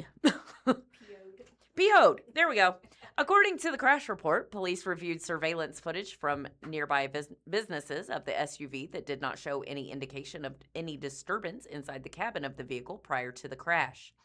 However, Isaiah Sanchez's mother in the suit points to that voice message from Norman as evidence Norman was assaulting Isaiah Sanchez at the time of the crash. Club Rodeo, located at 2032 West Bennett Street, is open to customers 18 and up. According to the website, patrons must be 21 to be served alcohol. According to Sylvia Sanchez's wrongful death suit, Isaiah Sanchez and Norman went to Club Rodeo on March 28, 2025, and both were served alcohol. Isaiah Sanchez was under the legal drinking age, so bar staff put an M mark on his hand. But the suit alleges that Isaiah Sanchez purchased alcohol by simply covering the M on his hand. According to the suit, both Isaiah Sanchez and Norman became intoxicated and left the club in the early morning hours of March 29, 2025. The petition contains screenshots from a video allegedly taken by Norman on the night of the crash. The screenshots allegedly show Isaiah Sanchez and Norman drinking from a plastic cup inside Club Rodeo. Defendant Club Rodeo had a duty not to allow Isaiah to consume alcohol on its premises, the petition reads. Defendant Club Rodeo failed in that duty as Isaiah was blatantly in the open consuming alcohol on club premises. The suit then goes on to list some of Club Rodeo's history, including that the establishment has been found guilty of serving alcohol to minors by Missouri Division of Alcohol and Tobacco Control in the past. The Missouri Division of Alcohol and Tobacco Control generates a point of last drink report, which tracks down where drivers report having their last drink before being arrested for DWI. According to the suit, more people arrested for DWI named Club Rodeo as their point of last drink than any other bar in the state, as part of the 2023 POLD report. The November 2022 POLD reports, defendant Club Rodeo, had 22 DWI arrests in the last 180 days. The number 2 location has 7 arrests, the suit states in part. According to the suits, Club Rodeo had 81 alcohol violations from the Division of Alcohol and Tobacco Control between January and July in 2023, and had its liquor license suspended for 18 days in 2024 for serving alcohol to a minor who was involved in a deadly crash. Club Rodeo is well known for supplying alcohol to persons under the legal drinking age on its premises and has been party to similar violations that resulted in serious injuries and death, the suit alleges. The injuries suffered by plaintiff are the type of injuries that were or should have been foreseeable to defendant Club Rodeo and their agents. Daniel Starnes, the agent and resident licensee for Club Rodeo, is named as a defendant in the suit. A message left at Club Rodeo for Starnes was not returned. The claim against Alexis Norman, in a motion filed on July 1st, Sylvia Sanchez's attorneys wrote that they investigated and found Norman had no assets at the time of her death, but the attorneys found a progressive insurance policy available which could provide coverage. After becoming intoxicated at Club Rodeo, defendant Norman physically and verbally assaulted Isaiah as he drove his vehicle, the lawsuit alleges in part. Norman engaged in such conduct with the intent to cause physical injury or impairment to Isaiah. Norman knew or should have known that conduct creates a substantial risk or death or serious physical injury to be striking Isaiah while he was operating a motor vehicle, the suit alleges. Norman knew or should have known that conduct would impair Isaiah's ability to maintain control of his vehicle. There is a friend who suspects that the crash was intentional. There's a 30-page crash report that includes narratives from several investigators who responded to the scene and spoke with witnesses. The crash happened at 2:19 a.m. on March 29, 2025. According to the report, The friend said Norman and Isaiah Sanchez didn't appear to have any obvious conflict while at Club Rodeo. The report does not state how long the group was at Club Rodeo or give any details about what or how much alcohol they consumed there. According to the crash report, Norman was wearing a seatbelt when the crash occurred, but it appeared to investigators that Isaiah Sanchez was likely not wearing a seatbelt. At the scene, police found multiple items of alcohol, drug paraphernalia, and marijuana. This is not the first time Club Rodeo has been sued for allegedly serving alcohol to a minor. Rogersville, this was also not the first time Club Rodeo has been sued over an alleged assault. In that assault, the civil suit, the plaintiff alleged Club Rodeo was negligent in allowing the underage Rogers to consume alcohol before Rogers allegedly assaulted the plaintiff. That case has not yet been resolved either. Would you like me to go ahead and Go read the closing ahead. statement, or do you think We one got time more? for a short one? I think I got a short one right here. Stone County opens new food pantry with client choice approach. Christian Action Missionaries has opened a new food pantry in Stone County, expanding access to groceries through a client choice model designed to give families more control over what they receive. This has truly been a journey of faith and perseverance, Michael Dean, Executive Director of Christian Action Ministries, said about the partnership efforts behind the project in the announcement.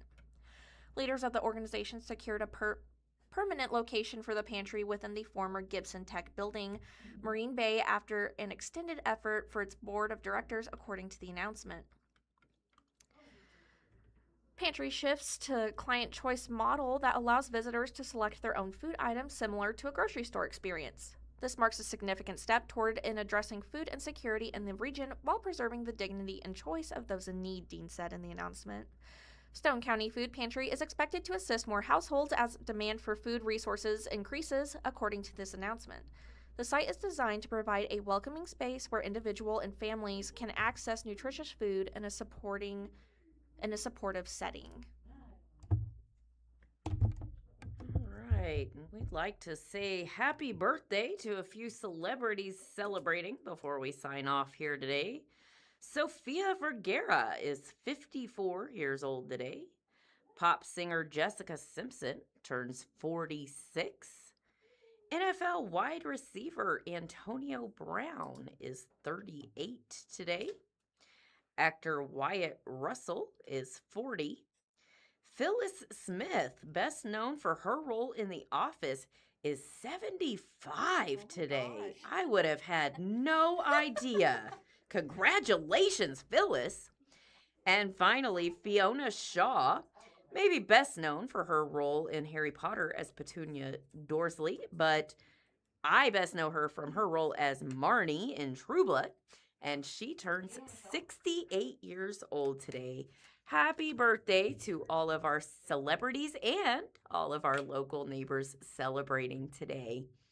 We would like to thank you for listening to the Blind Community Thrift Store radio reading service. You can tune in every week, Monday through Friday, on the Blind Community Thrift Store's YouTube channel at 10 a.m. for more up-to-date news from the Springfield News-Leader, Springfield Daily Citizen, Springfield Business Journal, and 417 Magazine.